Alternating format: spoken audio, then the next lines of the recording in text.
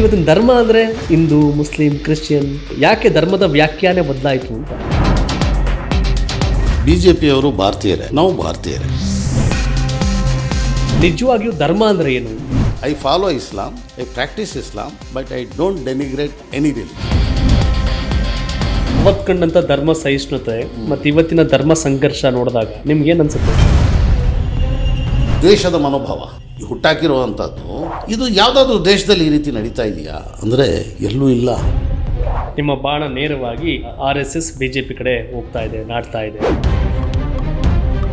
ದೇಶಕ್ಕಾಗಿ ದುಡಿದ ಜನ, ದೇಶಕ್ಕಾಗಿ ಏನೂ ಮಾಡದೆ ದುಡಿಯದೆ ಆಂಗ್ಲರಿಗೆ ಸಹಾಯಕವಾಗಿ ಇದ್ದಿದ್ದ ಜನ ಅಂತ ತಿಳ್ಕೊಂಡಿದ್ದೇನೆ.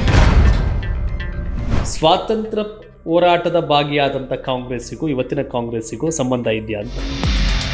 ಆವಾಗ ಫಾರ್ಮ್ ಆಗಿದ್ದೇನೆ ಸ್ವತಂತ್ರ ಹೋರಾಟಕ್ಕಾಗಿ, ಗವರ್ನೆನ್ಸ್ ಮಾಡೋದಕ್ಕೆ ಅಥವಾ ಅಧಿಕಾರ ಪಡ್ಕೊಳ್ಳೋದಕ್ಕೆಲ್ಲ.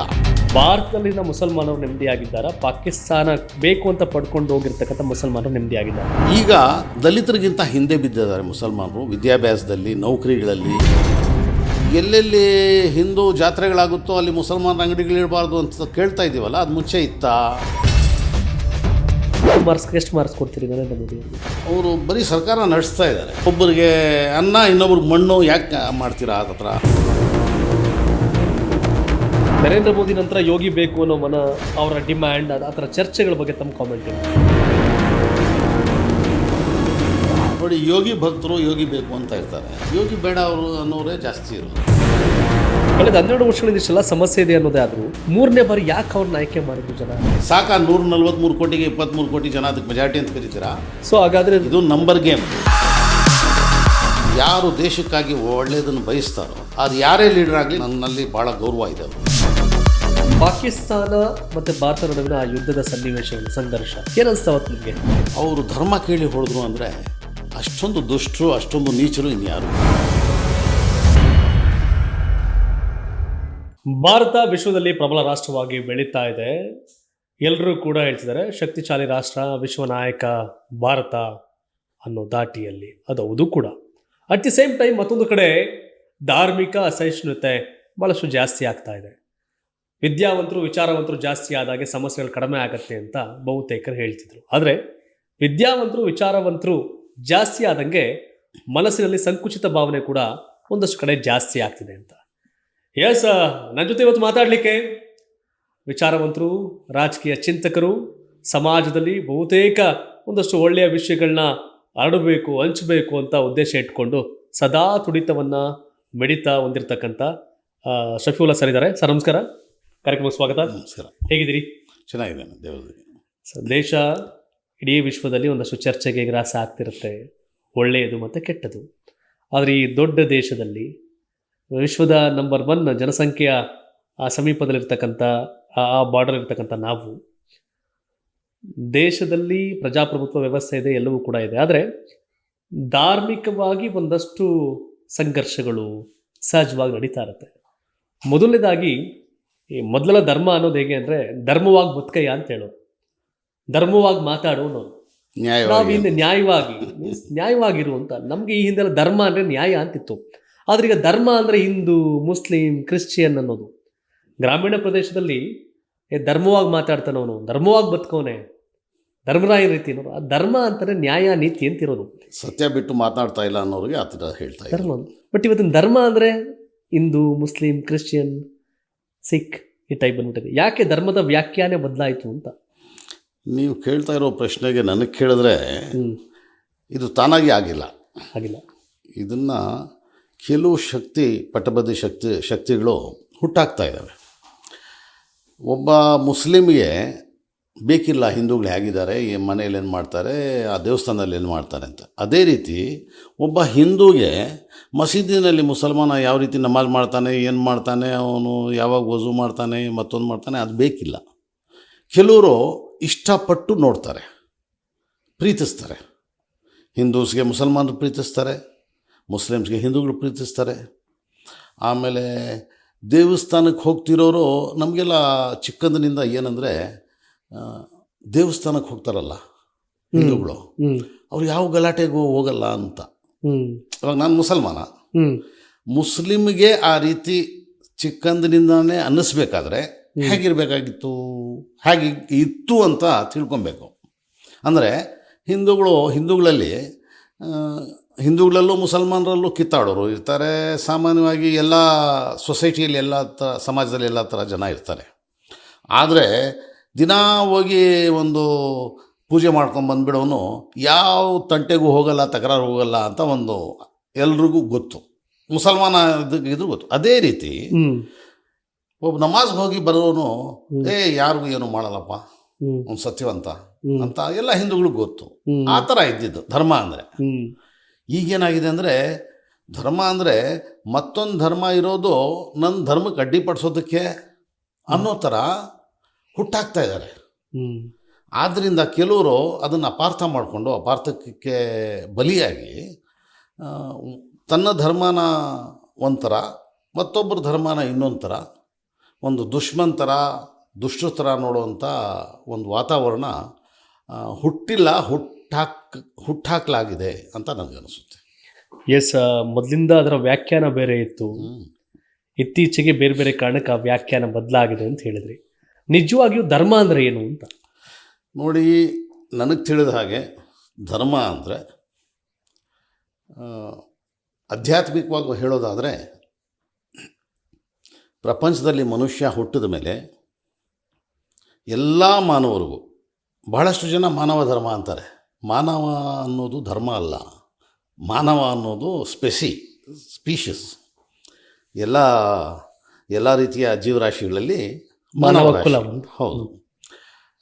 ಧರ್ಮ ಅಂದರೆ to refine the person further. Human ಬೀಯಿಂಗ್ನ ಇನ್ನೂ ರಿಫೈನ್ ಮಾಡುವಂಥದ್ದನ್ನು ಧರ್ಮ ಅಂತ ಕರೀತೇವೆ. ಮತ್ತೊಂದೇನೆಂದರೆ ಮಾನವ ಈ ಒಂದು ಪೃಥ್ವಿ ಮೇಲೆ ಹುಟ್ಟಿದ ಮೇಲೆ ಎಲ್ಲರಿಗೂ ಒಂದು ಪ್ರಶ್ನೆ ಸಹಜವಾಗಿ ಹುಟ್ಟುತ್ತೆ. ಎಲ್ಲ ಮಾನವರಿಗೂ ಬುದ್ಧಿ ಬರ್ತಾನೆ ಆತನಿಗೆ ಪ್ರಶ್ನೆ ಒಂದು ಹುಟ್ಟೋದೇನೆಂದರೆ, ನಾನು ಹೇಗೆ ಬಂದೆ, ಹೇಗೆ ಹುಟ್ಟಿದೆ, ಆಮೇಲೆ ಯಾವ ರೀತಿ ಮಹಾತ್ಮ ಬುದ್ಧ ಇದರಲ್ಲಿದ್ದುಬಿಟ್ಟು ಇದರಲ್ಲಿ ಪ್ಯಾಲೇಸಲ್ಲೇ ಇದ್ದುಬಿಟ್ಟು ಹೊರಗಡೆ ನೋಡಿದಿರ ಸಾಕಿದ್ರಲ್ಲ ಅವ್ರ ತಂದೆ ಮಹಾತ್ಮ ಬುದ್ಧಾಗೆ.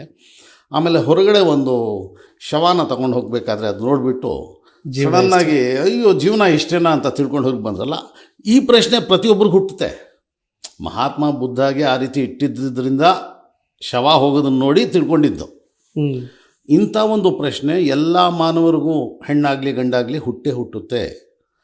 ನಾನು ಸತ್ತೋದ್ರೆ ಹೇಗೆ, ಇದನ್ನು ಅರ್ಥ ಮಾಡ್ಕೊಳ್ಳೋದಕ್ಕೆ, ಅರ್ಥ ಮಾಡಿಸ್ಬೇಕಾದ್ರೆ ಅದಕ್ಕೆ ಅಧ್ಯಾತ್ಮ ಅಂದರೆ ಆತ್ಮದ ಅಧ್ಯಯನ. ಆತ್ಮದ ಅಧ್ಯಯನಕ್ಕೆ ಅಧ್ಯಾತ್ಮ ಅಂತೇವೆ ಕನ್ನಡದಲ್ಲಿ. ಅದನ್ನು ನಮ್ಮ ಮುಸ್ಲಿಮ್ಸ್ ಉರ್ದೂನಲ್ಲಿ ರೂಹಾನಿಯತ್ ಅಂತೇವೆ. ಸೇಮ್ ಅಧ್ಯಾತ್ಮನೇ. ಅದರಲ್ಲಿ ಸೂಫಿಸಮಲ್ಲಿ ಒಂಥರ ಇದೆ. ಅದೂ ನಾವು ಸತ್ತ ಮೇಲೆ ಏನೇನಾಗುತ್ತೆ ಅನ್ನೋದೆಲ್ಲ ತಿಳಿಸ್ತಾರೆ.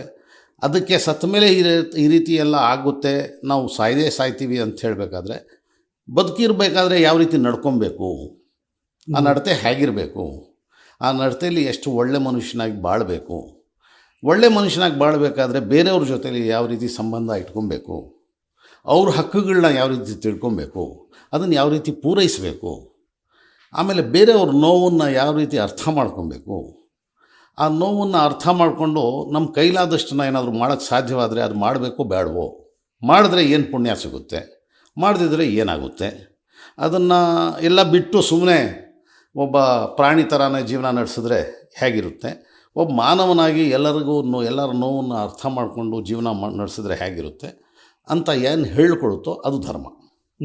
ಅದು ಇಸ್ಲಾಮೂ ಹೇಳ್ಕೊಡುತ್ತೆ, ಹಿಂದೂಯಿಸಮ್ ಹೇಳ್ಕೊಡುತ್ತೆ, ಕ್ರಿಶ್ಚಿಯಾನಿಟಿನೂ ಹೇಳ್ಕೊಡುತ್ತೆ, ಸಿಖಿಸಮ್ನು ಹೇಳ್ಕೊಡುತ್ತೆ, ಎಲ್ಲ ಹೇಳ್ಕೊಡುತ್ತೆ ಬೇರೆ ಬೇರೆ ರೀತಿಯಲ್ಲಿ. ಉತ್ತಮವಾಗಿ ಬದುಕೋಕೆ ಅವಕಾಶ ಮಾಡಿಕೊಡು. ಕರೆಕ್ಟ್. ನೀವು ಕನ್ನಡದಲ್ಲಿ ಹೇಳೋದನ್ನ ಇಂಗ್ಲೀಷಲ್ಲಿ ಹೇಳಿದ್ರೆ ಇನ್ನು ಸ್ವಲ್ಪ ಕೆಲವ್ರಿಗೆ ಅರ್ಥ ಆಗುತ್ತೆ. ಏನಂದರೆ ಫರ್ದರ್ ರಿಫೈನ್ಮೆಂಟ್ ಆಫ್ ಹ್ಯೂಮ್ಯಾನಿಸಮ್ ಈಸ್ ಧರ್ಮ, ರಿಲಿಜಿಯಸ್ ಟೀಚಿಂಗ್ಸು. ಯಾವುದೇ ರಿಲಿಜಿಯನ್ ಆಗಲಿ ಇದನ್ನು ಟೀಚ್ ಮಾಡುತ್ತೆ. ಒಂದೊಂದು ರಿಲಿಜಿಯನ್ನಲ್ಲಿ ದೇವ್ರ ಬಗ್ಗೆ, ಕ್ರಿಯೇಟರ್ ಬಗ್ಗೆ ಅಂದರೆ ಸೃಷ್ಟಿಕರ್ತನ ಬಗ್ಗೆ ಒಂದೊಂದು ರೀತಿಯಲ್ಲಿ ಹೇಳಲಾಗಿದೆ. ಆ ರಿಲಿಜಿಯನ್ಗೆ ಅವ್ರವ್ರಿಗೆ ಅರ್ಥ ಆದಂಗೆ ಮಾಡ್ಕೊಬೋದು. ಬಹಳಷ್ಟು ಜನ ಎಲ್ಲ ತಿಳ್ಕೊಂಡಿದ್ದಾರೆ. ನಾನು ಆದಷ್ಟು ಎಲ್ಲ ಧರ್ಮಗಳ ಬಗ್ಗೆ ತಿಳ್ಕೊಂಡಿದ್ದೇನೆ ಚೆನ್ನಾಗಿ. ಹಿಂದೂಯಿಸಮ್ ಬಗ್ಗೆನೂ ಚೆನ್ನಾಗಿ ತಿಳ್ಕೊಂಡಿದ್ದೇನೆ, ಕ್ರಿಶ್ಚಿಯಾನಿಟಿ ಬಗ್ಗೆ, ಜೈನಿಸಮ್ ಬಗ್ಗೆ, ಬುದ್ಧಿಸಮ್ ಬಗ್ಗೆ, ಆಮೇಲೆ ಜೊರಾಸ್ಟ್ರಿಯನ್ ಬಗ್ಗೆ, ಪಾರ್ಸಿಗಳು, ಆದಷ್ಟು ನನಗೆ ಎಷ್ಟು ಸಾಧ್ಯವೋ ಅದೆಲ್ಲ ತಿಳ್ಕೊಂಡಿದ್ದೇನೆ. ಇಸ್ಲಾಂ ಬಗ್ಗೆ ಪೂರ್ತಿ ತಿಳ್ಕೊಂಡು ಇಸ್ಲಾಂ ಪ್ರಾಕ್ಟೀಸಿಂಗ್ ಮುಸ್ಲಿಮ್ ಆಗಿದ್ದೇನೆ. ಆದರೆ ಯಾವ ಧರ್ಮದ ಬಗ್ಗೆನೂ ನನಗೆ ಕೀಳು ಮನೋಭಾವ ಇಲ್ಲ. I follow Islam, I practise Islam, but I don't denigrate any religion. ಅದೇ ನಿಜವಾದ ಧರ್ಮ. ಎಸ್, ನೀವು ತುಂಬ ಚೆನ್ನಾಗಿ ಹೇಳ್ತಾ ಇದ್ರಿ. ನಾವು ಯಾವುದನ್ನು ಕೂಡ ತಿಳಿದುಕೊಳ್ಳದೆ ಟೀಕೆ ಮಾಡಬಾರ್ದು ಅಂತ. ಸಂಪೂರ್ಣವಾಗಿ ನಾನು ಕುರಾನನ್ನು ಓದಿ ಅದ್ರ ಬಗ್ಗೆ ನಾನು ವ್ಯಾಖ್ಯಾನ ಮಾಡಬಾರ್ದು, ನನ್ನ ಅಭಿಪ್ರಾಯ ತಿಳಿಸ್ಬಾರ್ದು. ಯಾಕಂದರೆ ಭಗವದ್ಗೀತೆ ನಾನು ಸಂಪೂರ್ಣವಾಗಿ ಓದ್ದೆ, ನಾನು ಅದ್ರ ಬಗ್ಗೆ ಹೀಗೆ ಹಾಗೆ ಅಂತ ಹೇಳುವಂಥ ಹೇಳಿಕೆಗೆ ಮುಂದಾಗಬಾರ್ದು. ಇವೆಲ್ಲ ಇರ್ತವೆ ಸಹಜವಾಗಿ. ಸೊ ಹಾಗಾಗಿ ನಾನು ಆ ಧರ್ಮವನ್ನು ಸಂಪೂರ್ಣವಾಗಿ ಅರ್ಥಕೊಳ್ಬೇಕು. ಅರ್ಥಕೊಂಡಾಗ ರಿಯಲೈಸ್ ಆಗುತ್ತೆ ಏನು ಎತ್ತ ಅಂತ. ಕೇವಲ ಟೀಕೆ ಟಿಪ್ಪಣಿ ಮಾಡೋದೇ, ದ್ವೇಷ ಮಾಡೋದೇ ಇದೆಯಲ್ಲ, ಅದು ಧರ್ಮ ಅಲ್ಲ. ಯಾವ ಧರ್ಮದಲ್ಲೂ ಕೂಡ ಆ ಅಂಶಗಳಿಲ್ಲ ಅಂತ. ಬಟ್ ನೀವೊಂದು ಮಾತು ಹೇಳ್ತಾ ಇರಿ, ನಾನು ಎಲ್ಲವನ್ನೂ ಕೂಡ ತಿಳ್ಕೊಂಡಿದ್ದೀನಿ, ಎಲ್ಲವನ್ನೂ ಕೂಡ ಈ ಕಾರಣಕ್ಕೆ ನಾನು ಪಾಲನೆ ಮಾಡ್ತಿರೋದು ಇಸ್ಲಾಂ ಧರ್ಮ. ಆದರೆ ನಾನು ಹಿಂದೂ ಧರ್ಮದ ಬಗ್ಗೆ, ಜೈನ ಧರ್ಮದ ಬಗ್ಗೆ ಎಲ್ಲ ಹುಟ್ಟಿರೋದು ಭಾರತ ಎಲ್ಲ ಧರ್ಮಗಳ ಹೂಗುಚ್ಛ. ಎಲ್ಲ ಧರ್ಮಗಳು ಎಲ್ರಿಗೂ ಕಣ್ಣಿಗೆ ಕಾಣುತ್ತೆ, ಎಲ್ಲ ಅವೈಲೇಬಲ್ ಇದೆ, ಎಲ್ಲದನ್ನು ತಿಳ್ಕೊಳ್ಳೋದಕ್ಕೆ ಎಲ್ಲ ಅವಕಾಶ ಇದೆ. ಅದನ್ನ ಎಲ್ಲ ಉಪಯೋಗ ಪಡಿಸ್ಕೊಂಡು. ಬಟ್ ಒಂದು ನಾನು ಅದನ್ನು ಹೇಳಕ್ಕಾಗ್ತದೆ, ಎಲ್ಲರಿಗೂ ಎಲ್ಲ ಧರ್ಮದ ಬಗ್ಗೆ ವಿಷಯಗಳು ಗೊತ್ತಿರಬೇಕು, ಎಲ್ಲರ ಬಗ್ಗೆ ಕೂಡ ಗೌರವ ಇರಬೇಕು. ಆ ಕಾರಣಕ್ಕಾಗಿ ನಮ್ಮಿಬ್ಬರ ಈ ಒಂದು ಪಾಡ್ಕಾಸ್ಟ್ ಈಗ ಶುರುವಾಗಿದೆ. ಬಟ್ ಮೊದಲು ನಾನು ಭಾಳ ಕುತೂಹಲ ಕೇಳ್ತಿರ್ತಾರಲ್ಲ, ಎಲ್ರಿಗೂ ಸಹಜವಾಗಿ ಅನ್ಸೋದು ಇಲ್ಲ ಇವ್ರು ಬರೀ ಇಸ್ಲಾಂ ಧರ್ಮ ಮಾತ್ರ ಗೊತ್ತಿರುತ್ತೆ, ಇವ್ರು ಬರೀ ಹಿಂದೂ ಮಾತ್ರ ಗೊತ್ತಿರುತ್ತೆ ಅಂತ. ನಾನು ಭಾಳ ಖುಷಿಯಾಗಿದ್ದಕ್ಕಿಂತ ಇದು ಅವಶ್ಯಕತೆ ಇದೆ ಇವತ್ತು. ಎಲ್ಲರೂ ಎಲ್ಲ ಧರ್ಮವನ್ನೂ ಕೂಡ ತಿಳ್ಕೊಂಡಾಗ ಏನು ಎತ್ತ ಅಂತ ಅರ್ಥ ಆಗುತ್ತೆ ಅಂತ. ಸೊ ನೀವು ತಿಳ್ಕೊಂಡಂಗೆ ಹಿಂದೂ ಧರ್ಮ ಏನು ಸರ್? ಈಗ ನಮ್ಮ ಭಾರತದಲ್ಲಿ ಈ ಯಾವ ರೀತಿ ವಾತಾವರಣ ಇದೆ ಅಂದರೆ, ಧರ್ಮಗಳ ಮಧ್ಯೆ ಬಹಳ ದ್ವೇಷ ಹುಟ್ಟಾಕಿದ್ದಾರೆ. ಈ ಹುಟ್ಟಾಕಿರೋದ್ರಿಂದ ಒಬ್ಬ ಮುಸಲ್ಮಾನ ಆಗಿ ಹಿಂದೂ ಧರ್ಮದ ಬಗ್ಗೆ ಹೇಳಿದ್ರೆ ಅದ್ಯಾಕೆ ಹೀಗೆ, ಇವನು ಯಾಕೆ ಹೀಗೆ ಹೇಳ್ದ ಅಂತ ಪ್ರಶ್ನಿಸುವಂಥದ್ದು ಸ್ಟಾರ್ಟ್ ಆಗುತ್ತೆ. ಮುಂಚೆ ಬೇಕಾದಷ್ಟು ಹೇಳಿದ್ದೇನೆ. ಈ ವಾತಾವರಣದಲ್ಲಿ ನನಗೆ ಕೇಳಿದ್ರೆ ಹಿಂದೂ ಧರ್ಮನ ಹಿಂದೂ ಪಂಡಿತರಿಗೆ ಕೇಳಿದ್ರೆ ಒಳ್ಳೆಯದು, ಆಮೇಲೆ ಇಸ್ಲಾಂ ಬಗ್ಗೆ ಮುಸ್ಲಿಮ್ಸ್ ಕೇಳಿದ್ರೆ ಚೆನ್ನಾಗಿರುತ್ತೆ. ಹಿಂದೂ ಧರ್ಮದ ಬಗ್ಗೆ ನನಗೆ ಕೇಳೋದಾದರೆ, ನಾನು ನೋಡಿರೋದು ಹಿಂದೂ ಧರ್ಮ ಒಂದೇ ಧಾರ್ಮಿಕ ಪುಸ್ತಕದಲ್ಲ. ಅದರಲ್ಲಿ ವೇದಗಳಿದೆ, ಭಗವದ್ಗೀತೆ ಇದೆ, ಉಪನಿಷತ್ತಿದೆ, ಇನ್ನೂ ಬೇಕಾದಷ್ಟು ಇಂಥದ್ದಿದೆ. ಇದನ್ನು ಯಾರ್ಯಾರು ಎಷ್ಟೆಷ್ಟು ತಿಳ್ಕೊಂಡಿದ್ದಾರೆ ಅನ್ನೋದು ನಮಗೂ ಗೊತ್ತು, ಎಲ್ರಿಗೂ ಗೊತ್ತು. ಬಹಳ ಕಡಿಮೆ ಜನ ಚೆನ್ನಾಗಿ ತಿಳ್ಕೊಂಡಿರೋದು. ಬಹಳಷ್ಟು ಜನ ಪೂಜೆ ಮಾಡ್ಕೊಳ್ತಾರೆ, ದೇವ್ರಿಗೆ ನಂಬಿದ್ದಾರೆ, ಸೈಲೆಂಟ್ ಆಗಿರ್ತಾರೆ. ಆಮೇಲೆ ಬಹಳಷ್ಟು ಜನ ದೇವ್ರಿಗೆ ನಂಬದೇ ಇರೋರು ಇದ್ದಾರೆ, ಅದು ಅವ್ರಿಗೆ ಬಿಟ್ಟಿದ್ದು. ಈ ರೀತಿ ಹಿಂದೂ ಧರ್ಮ ಆ ರೀತಿ ಇದೆ. ನಾನು ಮುಂಚೆ ಚಿಕ್ಕವನಿದ್ದಾಗ ಬೇಕಾದಷ್ಟು ಸಲ ಹರಿಕತೆಗೂ ಹೋಗಿದ್ದೇನೆ. ಎಲ್ಲ ಆ ವಾತಾವರಣನೇ ಆಗಿತ್ತು, ಹಾಗೇ ಇದ್ವಿ. ಈಗ ಅದೆಲ್ಲ ಕಡಿಮೆ ಆಗಿದೆ, ಎಲ್ಲ ಕಡೆ ಅಂತ ನಡೀತಾ ಇಲ್ಲ. ನೀವು ಹೊತ್ಕೊಂಡಂಥ ಧರ್ಮ ಸಹಿಷ್ಣುತೆ ಮತ್ತು ಇವತ್ತಿನ ಧರ್ಮ ಸಂಘರ್ಷ ನೋಡಿದಾಗ ನಿಮ್ಗೆ ಏನು ಅನ್ಸುತ್ತೆ? ಇವತ್ತು ಅದು ಸಹಿಷ್ಣುತೆ ಅನ್ನಕ್ಕೆ ಬರಲ್ಲ. ಸಹಿಷ್ಣುತೆ ಅನ್ನೋ ಅಷ್ಟು ಏನೂ ಇರಲೇ ಇಲ್ಲ ಅವಾಗ. ಸೈಲೆಂಟ್ ಆಗಿದ್ರು ಜನ, ಅದಕ್ಕೆ ಸಹಿಷ್ಣುತೆ ಅಂತ ಹೇಳೋದಲ್ಲ. ಪಾಪ ಅವರಷ್ಟಕ್ಕೆ ಅವರು, ಇವರಷ್ಟಕ್ಕೆ ಇವರಿದ್ರು, ಆರಾಮಾಗಿದ್ರು. ಯಾವನೂ ಕಿರಿಕಿರಿ ಮಾಡ್ತಿರ್ಲಿಲ್ಲ, ಯಾವನೂ ಸಹಿಸಬೇಕಾದಿಲ್ಲ. ಪೂಜೆ ಮಾಡ್ತಾ ಇರೋದು ನೋಡ್ಕೊಂಡು ಮುಸಲ್ಮಾನ ಸುಮ್ಮನೆ ಇರ್ತಾ ಇದ್ದ, ನಮಾಜ್ ಮಾಡ್ದವ್ರು ನೋಡ್ಕೊಂಡು ಹಿಂದೂಗಳು ನೋಡ್ಕೊಂಡು ಹೋಗ್ಬಿಟ್ಟು ಪಾಪ ನಮಾಜ್ಗೆ ಅಂತ ಇದ್ರು. ಮಾತನಾಡ್ಕೊಂಡು ಕುಂತಿರ್ಬೇಕಾದ್ರೆ ಅಶ್ವತ್ಥ ಕಟ್ಟೆಯಲ್ಲಿ ಒಂದು 4 ಜನ ಚರ್ಚೆ ಇಲ್ಲದೆ ಆ ಥರ ವಾತಾವರಣ ಇತ್ತು, ಏನೂ ಇಲ್ಲ. ಅದಕ್ಕೆ ಸಹಿಷ್ಣುತೆ ಅಂತ ಯಾರು ಮಾತಾಡ್ಕೊಳ್ತಿರ್ಲಿಲ್ಲ. ಯಾಕಂದ್ರೆ ಕಿರಿಕಿರಿನೇ ಇಲ್ದಾಗ ಸಹಿಷ್ಣುತೆ ವಿಷಯ ಬರಲ್ವಲ್ಲ. ನೀವು ನಿಮ್ಮ ಕೆಲಸ ಮಾಡ್ತೀವಿ, ನಾವು ನಮ್ಮ ಕೆಲಸ ಮಾಡ್ತೀವಿ, ಆರಾಮಾಗಿದ್ರು. ಎಲ್ಲ ಮನುಷ್ಯರು ಅವ್ರವ್ರ ಧರ್ಮ ಅವ್ರಿಗೆ ಬಿಟ್ಟಿದ್ದು. ಇನ್ನೊಬ್ರು ತಿಳ್ಕೊಳ್ತಾ ಇದ್ದಾರೆ, ಬೇಜಾರೇನು ಮಾಡ್ಕೊಳ್ತಾ ಇಲ್ಲ. ಇನ್ನೊಬ್ಬ ಪೂಜೆ ಮಾಡೋದು ನೋಡಿ ಮುಸಲ್ಮಾನ ಬೇಜಾರು ಮಾಡ್ಕೊಳ್ಳಲ್ಲ, ನಮಾಜ್ಗೆ ಹೋಗೋದನ್ನ ನೋಡಿ ಹಿಂದೂ ಬೇಜಾರು ಮಾಡ್ಕೊಳ್ಳಲ್ಲ. ಎಲ್ಲರೂ ಅಣ್ಣ ತಮ್ಮಂದಿರ ತಂಗಿರ್ತಾರ ಇದ್ವಿ. ಆಮೇಲೆ ನಮ್ಮ ಮನೆಗೆ ಹಾಲು ತಂದು ಹಾಕೋದು ಗಂಗಮ್ಮ, ಆಸ್ಪತ್ರೆಗೆ ಹೋದರೆ ನಮಗೆಲ್ಲ ನೋಡ್ಕೊಳ್ಳೋರು ರಾಮಯ್ಯ. ಡಾಕ್ಟ್ರ್ ಇಲ್ದಿದ್ರೆ ಏನೋ ಒಂದು ಸುರಿದ್ಬಿಟ್ಟು ತೊಗೊಂಡೋಗಲಿ ಅಂದ್ಬಿಡೋದು. ಈ ನಾವೆಲ್ಲ ಒಂದಾಗಿದ್ವಿ. ನಮಗೆ ಗೊತ್ತೇ ಇರಲಿಲ್ಲ ಅವ್ರು ಬೇರೆ ಅಂತ, ಅವ್ರಿಗೆ ಗೊತ್ತಿಲ್ಲ ನಾವೇ ಬೇರೆ ಅಂತ. ಈಗ ಬೇರೆ ಬೇರೆ ಅಂತ ವಾತಾವರಣ ಹುಟ್ಟಾಕ್ಲಾಗ್ತಾ ಇದೆ. ಮತ್ತೊಂದೇನೆಂದರೆ, ಇನ್ನೊಂದು ಭಾಳ ವಿಶೇಷವಾದದ್ದು, ನಾವೆಲ್ಲ ಭಾರತೀಯರು ನೋಡಬೇಕಾದ್ದು, ನೀವು ಈ ಪ್ರಶ್ನೆ ಎತ್ತಿದ್ದಕ್ಕೆ ಬಹಳ ವಿಶೇಷವಾದ ಒಂದು ವಿಷಯದ ಬಗ್ಗೆ ಗಮನ ಕೊಡಬೇಕಾದ್ರು ನಾವೆಲ್ಲ ಭಾರತೀಯರು ಏನಂದರೆ, ನಮ್ಮ ಭಾರತದಲ್ಲಿ ನಡೀತಾ ಇದೆಯಲ್ಲ ಈ ರಿಲಿಜಿಯಸ್ ಕ್ಲಾಶಸ್ಸು ಅಥವಾ ರಿಲಿಜಿಯಸ್ಸು, ಈ ಒಂದು ದ್ವೇಷದ ಮನೋಭಾವ ಹುಟ್ಟಾಕಿರುವಂಥದ್ದು, ಇದು ಯಾವುದಾದ್ರೂ ದೇಶದಲ್ಲಿ ಈ ರೀತಿ ನಡೀತಾ ಇದೆಯಾ ಅಂದರೆ ಎಲ್ಲೂ ಇಲ್ಲ ಈ ಥರ ಯಾವ ದೇಶದಲ್ಲೂ ಇಲ್ಲ. ನೀವು ಸಂಘರ್ಷ ದ್ವೇಷ ಇಲ್ಲದ ನಡುವಿನ ದಿನಗಳನ್ನು ನೋಡಿದಿರಿ, ಚೆನ್ನಾಗಿ ನೋಡಿ. ಸಂಘರ್ಷ ದ್ವೇಷದ ದಿನಗಳನ್ನ ನೀವು ಕಣ್ಣಾರೆ ಕಾಣ್ತಾ ಇದ್ದೀರಿ. ಇದಕ್ಕೆ ಕಾರಣ ಏನು, ಎತ್ತ, ಯಾರು? ಅದು ಸ್ಪಷ್ಟವಾಗಿ ಎಲ್ರಿಗೂ ಕಾಣ್ತಾ ಇದೆ. ಒಂದು ಪರ್ಟಿಕ್ಯುಲರ್ ಗ್ರೂಪು ನಮ್ಮ ಸ್ವಾತಂತ್ರ್ಯ ಹೋರಾಟದಲ್ಲಿ ಏನು ಭಾಗವಹಿಸಿರಲಿಲ್ಲ. ಈಗ ಅವರು ಯಜಮಾನ್ತನ ತೋರೋಕ್ಕೆ ಎಲ್ಲದರಲ್ಲೂ ನಾವೇ ಅಂತ ತೋರ್ತಾ ಇದ್ದಾರೆ. ನಾವೇ ಯಜಮಾನರು, ಎಲ್ಲರೂ ನಮ್ಮ ಅಡಿಯಾಳುಗಳು ಅಂತ ತೋರಿಸ್ಬೇಕು ಅಂತ ಅವರು ಇಂಥದನ್ನು ಹುಟ್ಟಾಕ್ತಾ ಇದ್ದಾರೆ. ಈ ಧಾರ್ಮಿಕ ದ್ವೇಷದ ಮನೋಭಾವನ ಹುಟ್ಟಾಕ್ತಾ ಇದ್ದಾರೆ. ಮತ್ತೊಂದೇನೆಂದರೆ, ಸ್ವತಂತ್ರ ಹೋರಾಟದಲ್ಲಿ ಅವ್ರದ್ದು ಯಾವುದು ರೋಲ್ ಇಲ್ಲ ಅಂಥವರು ಸ್ವತಂತ್ರ ಹೋರಾಟಗಾರರಿಗೆ ಅಡ್ಡಿಪಡಿಸಿದ್ದಾರೆ. ಯಾಕಂದರೆ ಆ ಬ್ರಿಟಿಷರಲ್ಲಿ ಅವರು ಇದು ಸ್ನೇಹ ಪಡ್ಕೊಳ್ಳೋದಕ್ಕೆ, ಅವ್ರ ಹತ್ರ ಏನೇನು ಬೇಕೋ ಫೆಸಿಲಿಟೀಸ್ ಪಡ್ಕೊಳ್ಳೋದಕ್ಕೆ ಏನು ಬೇಕೋ ಎಲ್ಲ ಮಾಡ್ಕೊಂಡಿದ್ದಾರೆ. ಈಗ ಭಾರತದಲ್ಲಿ ಗೌರವ ಇರೋದು, ಭಾರತಕ್ಕಾಗಿ ಯಾರು ದುಡಿದ್ರೋ, ಯಾರು ಭಾರತಕ್ಕಾಗಿ ಮಡಿದ್ರೋ ಅವ್ರಿಗೆ. ಇವ್ರೇನು ಮಾಡಿಲ್ವಲ್ಲ, ಅದಕ್ಕೆ ನಾವು ಸ್ವಲ್ಪ ದಂಡಿಗಳ ಥರ ಏನಾದರೂ ಮಾಡೋಣ ಯಜಮಾನ್ತನ ಅಂತ ಹೇಳ್ಬಿಟ್ಟು ಈ ಧಾರ್ಮಿಕ ದ್ವೇಷ ಮನೋಭಾವನ ಹುಟ್ಟಾಕಿ ಅದರಲ್ಲಿ ದಂಡಿಗಳಾಗಕ್ಕೆ ಪ್ರಯತ್ನ ಪಡ್ತಾ ಇದ್ದಾರೆ. ಎಸ್, ನಿಮ್ಮ ಮಾತಿನ ಶೈಲಿ ದಾಟಿ ಇವೆಲ್ಲವನ್ನೂ ನೋಡಿದಾಗ ನಿಮ್ಮ ಬಾಣ ನೇರವಾಗಿ RSS BJP ಕಡೆ ಹೋಗ್ತಾ ಇದೆ, ನಾಡ್ತಾ ಇದೆ ಅಂತ. ನಾನು ಬರೀ ದೇಶಕ್ಕಾಗಿ ದುಡಿದ ಜನ, ದೇಶಕ್ಕಾಗಿ ಏನೂ ಮಾಡದೆ ದುಡಿಯದೆ ಈ ಆಂಗ್ಲರಿಗೆ ಸಹಾಯಕವಾಗಿ ಇದ್ದಿದ್ದ ಜನ ಅಂತ ತಿಳ್ಕೊಂಡಿದ್ದೇನೆ. ಜಾಣ್ಮೆಯಿಂದ ಉತ್ತರ ಕೊಡ್ತಾ ಇದ್ದೀರಿ. ಅಲ್ಲ, ಅದು ಸತ್ಯ. ಬಟ್ ಒಂದು ವಿಷಯ ಅಂತಂದರೆ, ಲೈಕ್ ಸ್ವಾತಂತ್ರ್ಯಕ್ಕಾಗಿ ಹೋರಾಟ ಮಾಡಿಲ್ಲ, ಬ್ರಿಟಿಷರ ಜೊತೆ ಸೇರಿಕೊಂಡಿದ್ರು, ಈ ಥರದವರು ಈಗ ಸಮಸ್ಯೆ ಮಾಡ್ತಾ ಇದ್ದಾರೆ, ನಾವೇ ಮಾಡಿದ್ದೀವಿ ಅಂತ ಹೋಗ್ತಾ ಇದ್ದಾರೆ ಅನ್ನೋದೊಂದು ಹೇಳ್ತೀರಿ. ಸ್ವಾತಂತ್ರ್ಯ ಹೋರಾಟದ ಭಾಗಿಯಾದಂಥ ಕಾಂಗ್ರೆಸ್ಸಿಗೂ ಇವತ್ತಿನ ಕಾಂಗ್ರೆಸ್ಸಿಗೂ ಸಂಬಂಧ ಇದೆಯಾ ಅಂತ?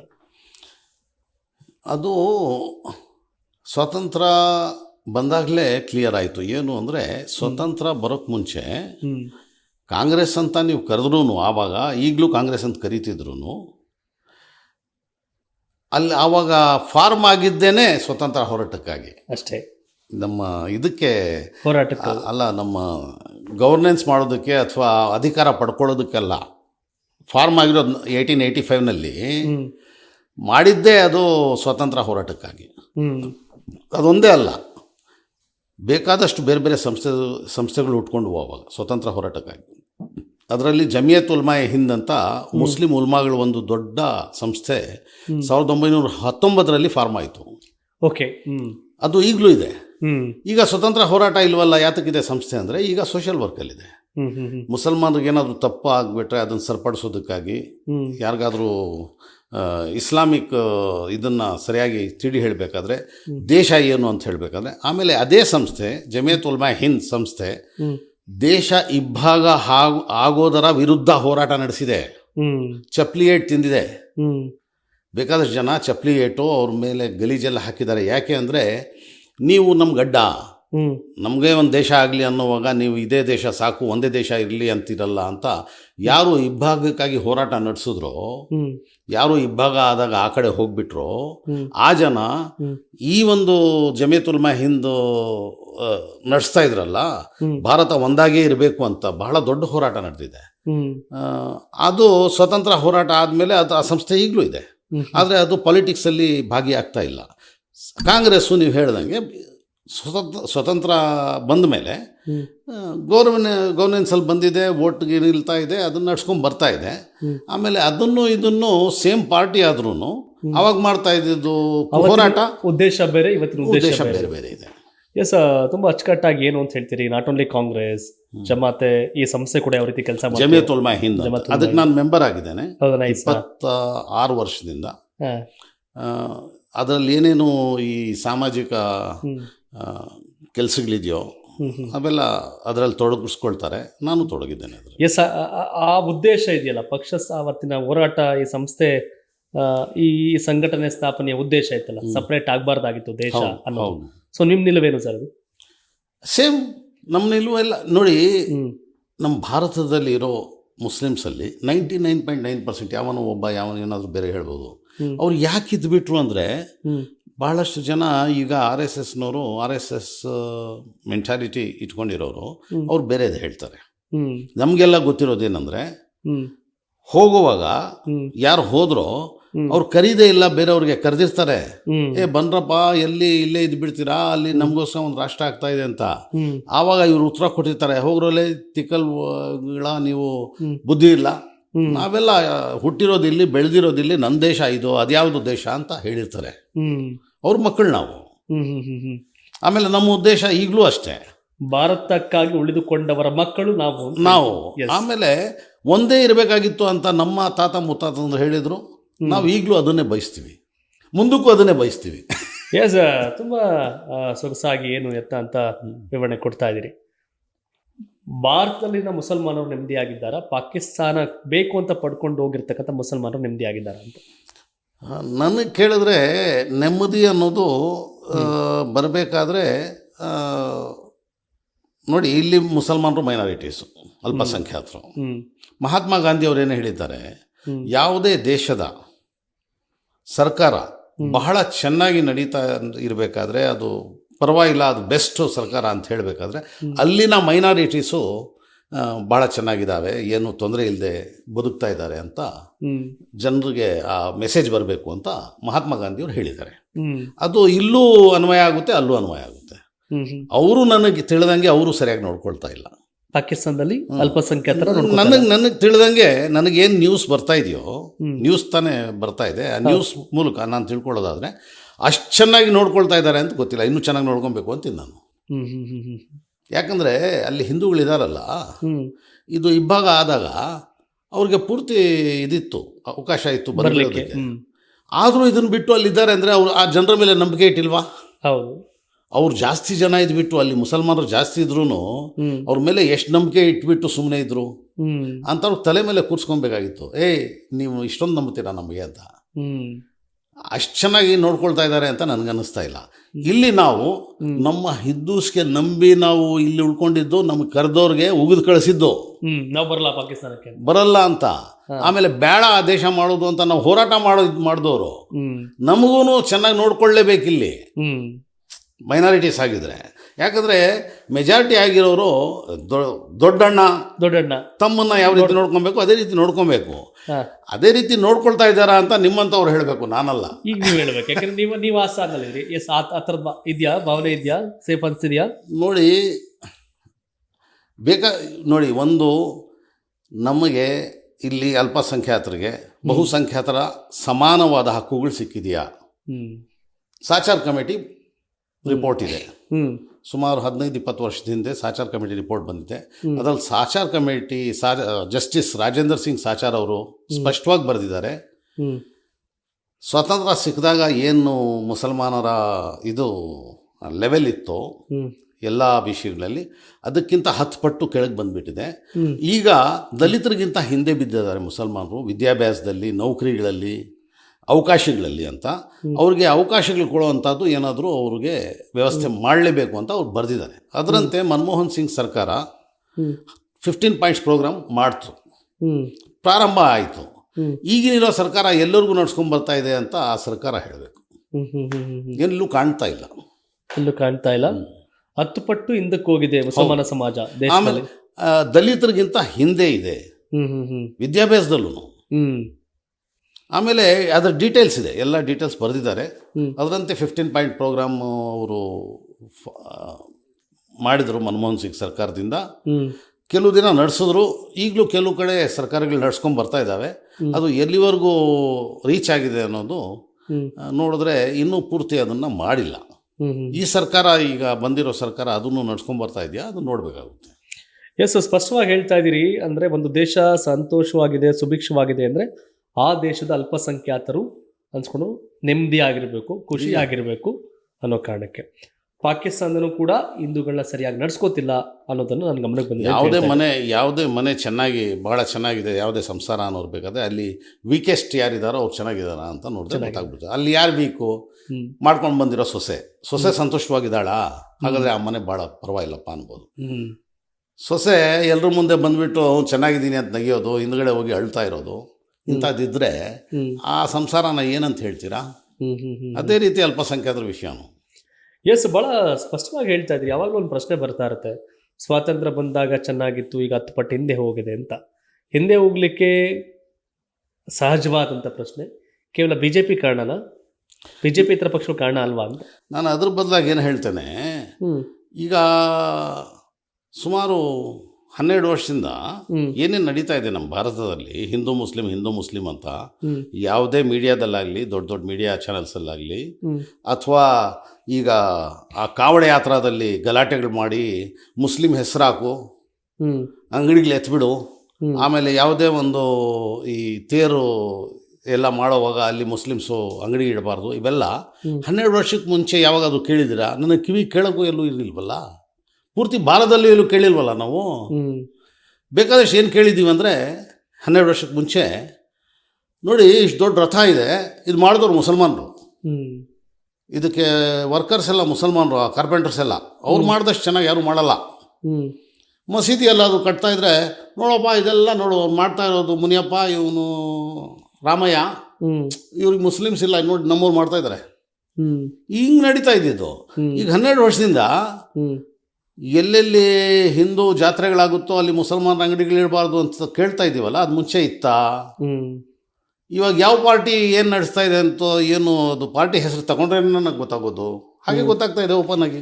ಎಸ್, ಓಪನ್ ಆಗಿ ಗೊತ್ತಾಗ್ತಿದೆ. ನೀವು ಚರ್ಚೆಯನ್ನು ನೋಡ್ತಿರೋದು ಸ್ಪಷ್ಟವಾಗಿ ಅರ್ಥ ಆಗುತ್ತೆ. ಕಳೆದ 12 ವರ್ಷದಿಂದ ದೇಶದಲ್ಲಿ ನರೇಂದ್ರ ಮೋದಿ ಅವರು ಪ್ರಧಾನಮಂತ್ರಿಯಾದ ಮೇಲೆ ಆಗ್ತಿರ್ತಕ್ಕಂಥ ಸಂಘರ್ಷಗಳನ್ನ ಪಟ್ಟಿ ಮಾಡಿ ಶಿಸ್ತಾಗಿ ಹೇಳ್ತಾ ಇದ್ದೀರಿ. ಎಸ್, ಬಿಫೋರ್ ಮಸೀದಿ ಕಟ್ತಿರೋರು ಮುನಿಯಪ್ಪ, ರಾಮಯ್ಯ ಅಂತ ಬರೋದು, ಅಲ್ಲಿ ರಥವನ್ನು ನಿರ್ಮಾಣ ಮಾಡಿದ್ದು ರಹೀಂ, ಸುಹೇಲ್, ಹಿಂಗೇನೋ ಹೆಸರು ಬರೋದು. ಆದರೆ ಇವತ್ತು ಬರೀ ಸಂಘರ್ಷ ಆಗ್ತದೆ ಅಂತ. ನರೇಂದ್ರ ಮೋದಿಯವರ ಈ ಮೌನಕ್ಕೆ ಕಾರಣ ಏನು ಅಂತ? ಅವ್ರ ಮೌನಕ್ಕೆ ಕಾರಣ ಯಾರೂ ಕಂಡುಹಿಡಿಯೋಕ್ಕಾಗಲಿಲ್ಲ. ನೋಡಿ, ನಮ್ಮ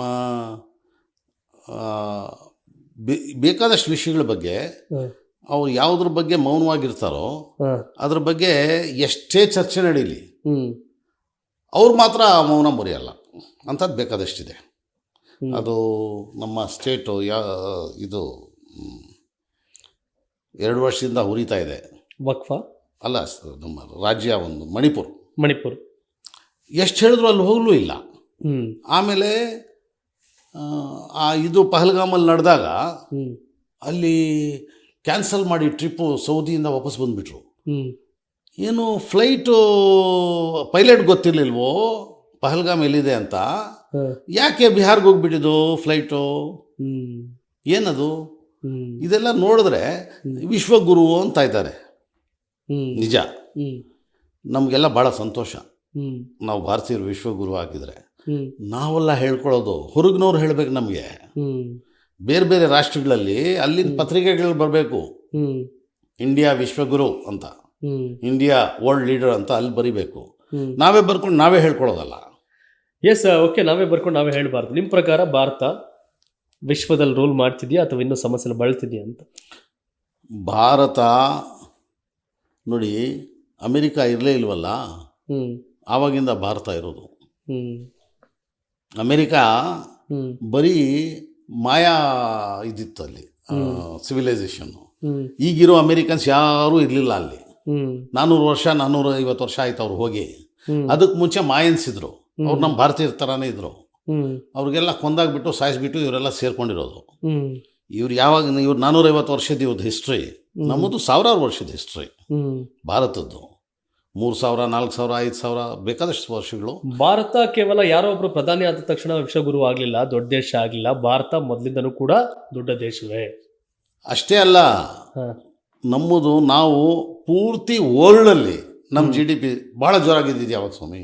ಹ್ಮ್ ಹ್ಮ್ ಹ್ಮ್ 600 ವರ್ಷಗಳಿಂದ 800 ವರ್ಷಗಳಿಂದ. ಹ್ಮ್ ಅವಾಗ ಯಾರಿದ್ರು ಅಂತ ಹೇಳಕ್ಕೆ ಹೋದರೆ ಹ್ಮ್ ಅದಕ್ಕೂ ಬೇಜಾರು ಮಾಡ್ಕೊಳ್ತಾರೆ ಜನ. ಹ್ಮ್ ಆದರೆ ಹ್ಮ್ ಆವಾಗ ನಮ್ಮ GDP ತುಂಬ ಸಿಕ್ಕಾಪಟ್ಟೆ ಜಾಸ್ತಿ ಇತ್ತು. ಹ್ಮ್ ಈಗಲೂ ರಿಸೋರ್ಸಲ್ಲೇ ನಾವೇ ಮುಂದೆ ಇರೋದು. ಹ್ಮ್ ಸದ್ಬಳಕೆ ಆಗ್ತಾ ಇಲ್ಲ. We are the best. ಹ್ಮ್ ಅದನ್ನು ಸರಿಯಾಗಿ ಉಪಯೋಗಿಸ್ಕೊಂಡ್ರೆ ಹ್ಮ್ ನಾವೇ ಬೇರೆಯವ್ರಿಗೆ ಸಹಾಯಕರಾಗಿ ನಿಲ್ಬೋದು. ನಮ್ಮ ಜನ ನೋಡಿ, ಈಗ ನಮ್ಮ ಇದು ಪ್ರತಿ ವರ್ಷ 2 ಕೋಟಿ ಎಂಪ್ಲಾಯ್ಮೆಂಟ್ ಕೊಡ್ತೀವಿ ಅಂತ ನಮ್ಮ ಪ್ರಧಾನಮಂತ್ರಿಯವರು ಹೇಳಿದರು. ಹ್ಮ್ ಅದು ಎಲ್ಲೂ ಕಾಣ್ತಾ ಇಲ್ಲ. ಹ್ಮ್ ಮೊನ್ನೆ ನಮ್ಮ ಯೋಗಿ ಆದಿತ್ಯನಾಥ್ ಅವರು UP CM ಆದವರು ಮೊನ್ನೆ ಹೇಳಿದರು, ಹ್ಮ್ ನೋಡಿ ನಾವು ಇಸ್ರಾಯೇಲ್ ಕಳಿಸಿದ್ವಿ ಇಷ್ಟು ಜನರಿಗೆ, ಹ್ಮ್ ನೋಡಿ ನಾವು ರಷ್ಯಾಕ್ಕೆ ಕಳಿಸಿದ್ವಿ. ಇದೇನಾ?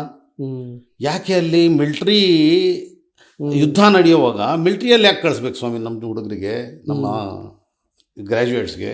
ಹ್ಮ್ ಅವ್ರಿಗೆ ನಮಗೆ ಕೆಲಸ ಇಲ್ಲ, ನಮಗೆ ನೌಕರಿ ಇಲ್ಲ ಅಂತ ಹೇಳಿದ್ರೆ ಪಕೋಡ ಮಾರ್ಬೋದಲ್ಲ ಅಂತ ಹೇಳೋದು. ಹ್ಮ್ ಆಮೇಲೆ ಅವ್ರು ಕಿತ್ತಾಡ್ತಾ ಇದ್ರೆ, ಅಲ್ಲಿ ಯುದ್ಧ ನಡೀತಾ ಇದ್ದರೆ ಅಲ್ಲಿಗೆ ಕಳಿಸ್ಬಿಟ್ಟು ನಾವು ಅವ್ರಿಗೆ ಎಂಪ್ಲಾಯ್ಮೆಂಟ್ ಕೊಟ್ಟಿದ್ದೀವಿ ಅಂತ ಹೇಳೋದು. ಇದು ಸರಿ ಇಲ್ಲ.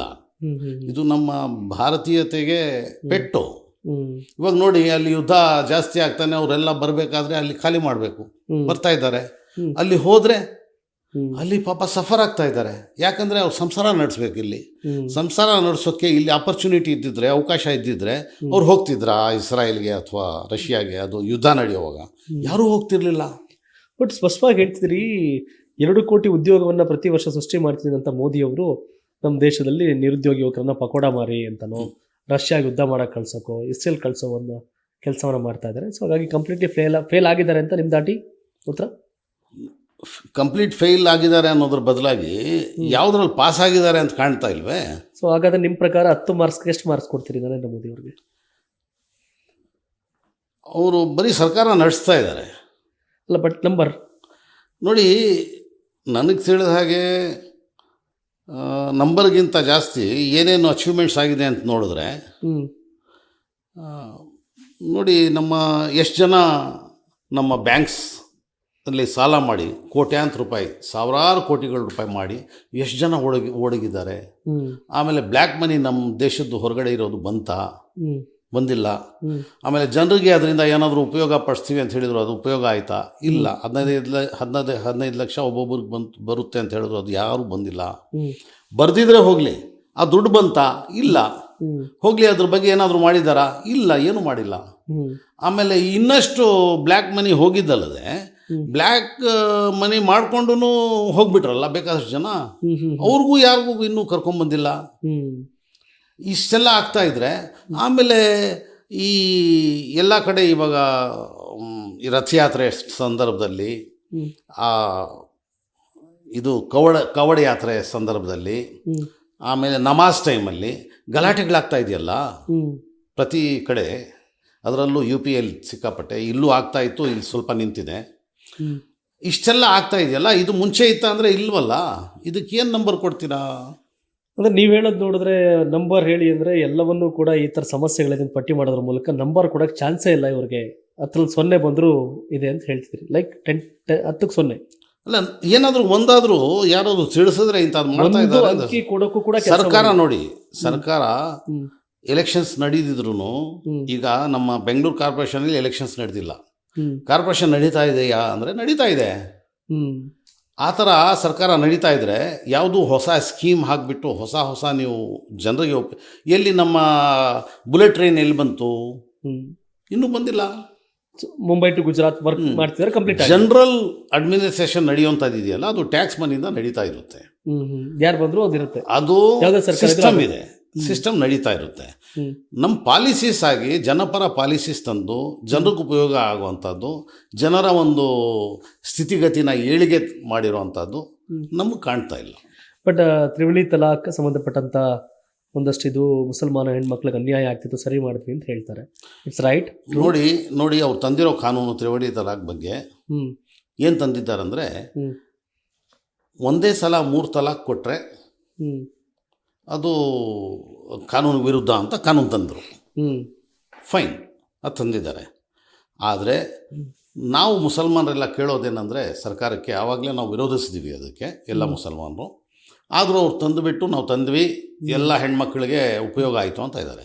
ಹಾಗಾದರೆ ಮುಸಲ್ಮಾನರಲ್ಲಿ ಈ ತಲಾಕ್ ಪಡ್ಕೊಳ್ತಾ ಇದ್ದವರು ಅಥವಾ ಕೊಡ್ತಾ ಇದ್ದವರು ಎಷ್ಟು ಪರ್ಸೆಂಟೇಜು ಅಂದರೆ ಹಿಂದೂಗಳಿಗಿಂತ ಕಮ್ಮಿ ಇದೆ ಪರ್ಸೆಂಟೇಜು. ಹಿಂದೂಗಳಿಗಿಂತ ಮುಸಲ್ಮಾನರ ಡಿವೋರ್ಸ್ ಕೊಡುವಂಥದ್ದು ಕಮ್ಮಿ ಇದೆ. ಯಾಕೆ ಕಡಿಮೆ ಇದೆ ಅಂದರೆ ಅದಕ್ಕೆ ಕಾರಣ ಇಷ್ಟೇ, ಡೈವೋರ್ಸ್ಗೆ 2 ವರ್ಷ 3 ವರ್ಷ 10 ವರ್ಷ 20 ವರ್ಷ ಬೇಕಾಗಿಲ್ಲ.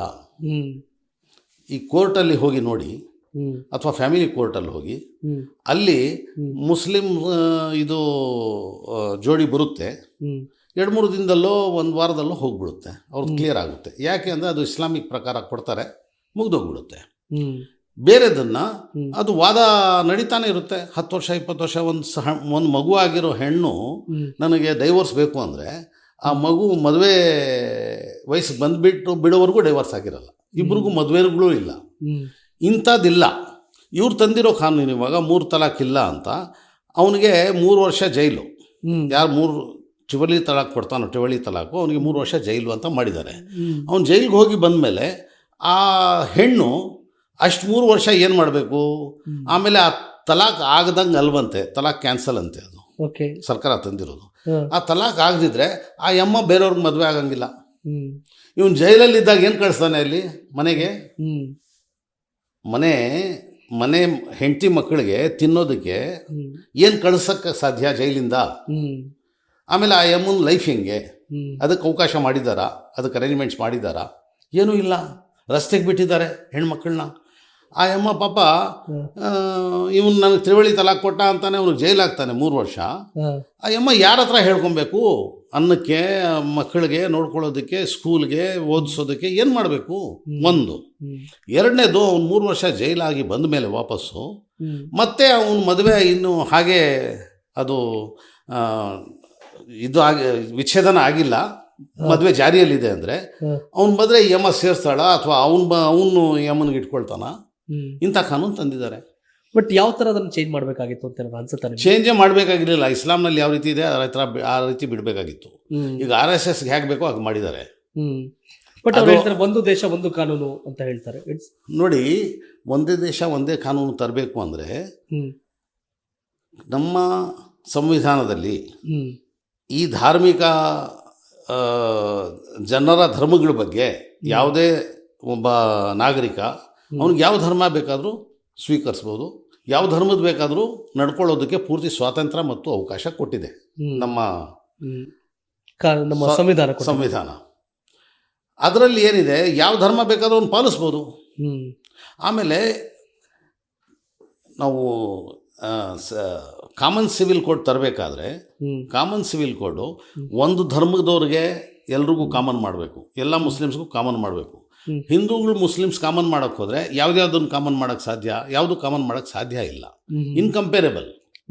ನೋಡಿ, ಮುಸ್ಲಿಮ್ಸಲ್ಲಿ ಚಿಕ್ಕಪ್ಪನ ದೊಡ್ಡಪ್ಪನ ಮಕ್ಕಳಿಗೆ ಮದುವೆ ಆಗ್ತಾರೆ, ಹಿಂದೂಸಲ್ಲಿ ಅದಿಲ್ಲ, ಹಿಂದೂಯಿಸಮಲ್ಲಿ ಇಲ್ಲ.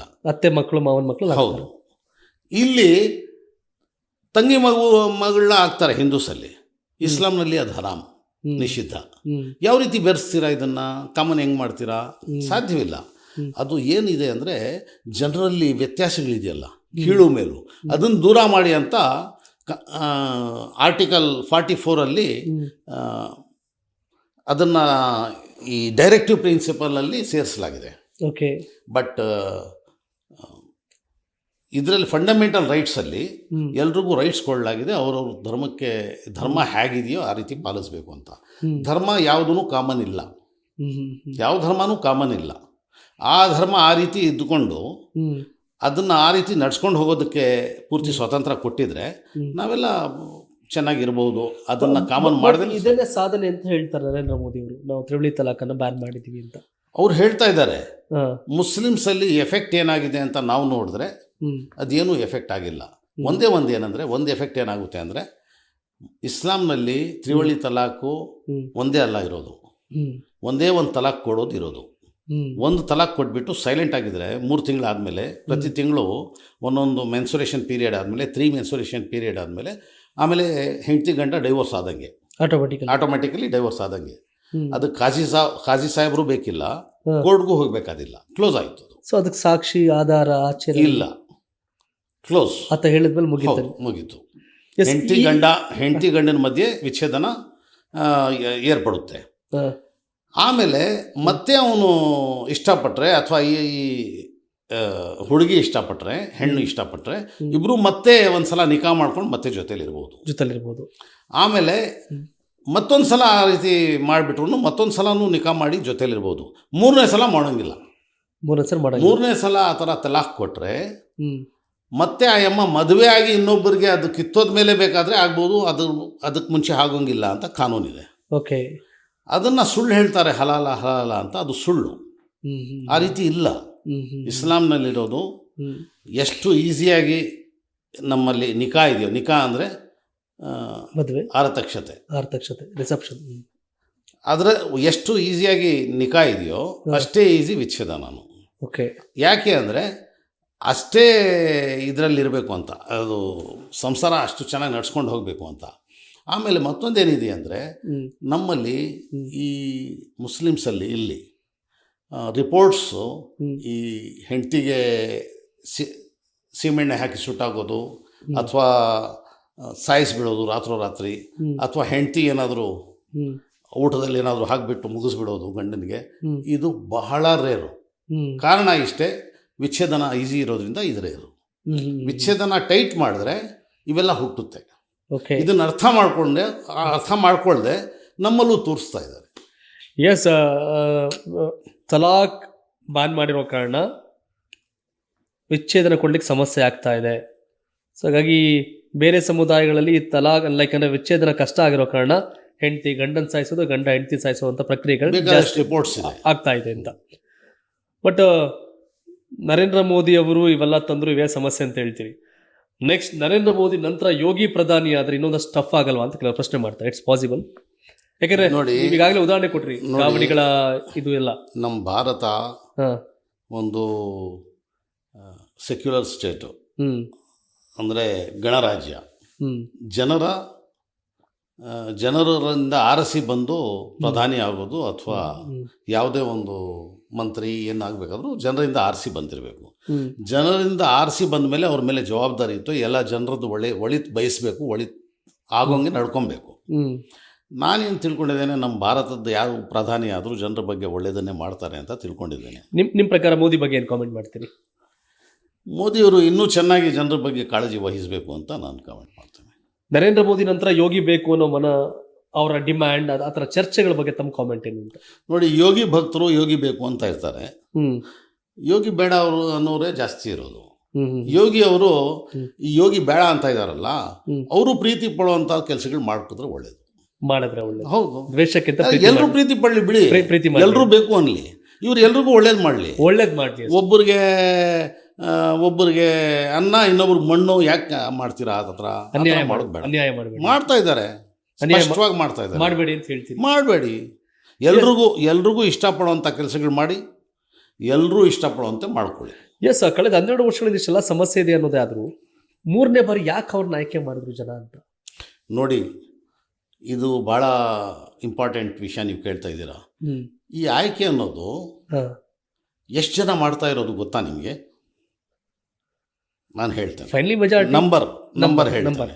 ಮೆಜಾರಿಟಿಯಿಂದ ಆಯ್ದು ಬರ್ತಾರೆ. ಅದು ನಮ್ಮ ಜನರ ಮೆಜಾರಿಟಿ ಅಲ್ಲ.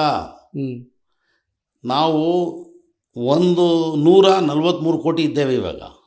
ವೋಟರ್ಸ್ ಎಷ್ಟಿದ್ದೀವಿ? 90 ಕೋಟಿ as per election commission of India. Voters ನಾವಿರೋದು 84 ಕೋಟಿ ಇದ್ವಿ. ಈಗ ಹೊಸದಾಗಿ ಮಾಡಿರೋದ್ರಲ್ಲಿ 90 ಕೋಟಿ ಬರ್ತಾ ಇದ್ದೇವೆ. 90 ಕೋಟಿಯಲ್ಲಿ 60% ವೋಟರ್ಸು ಆವ್ರೇಜು. ಆ 60%ಅಲ್ಲಿ ಇವ್ರು ಎಷ್ಟು ತಗೊಂಡಿರೋದು? 39%.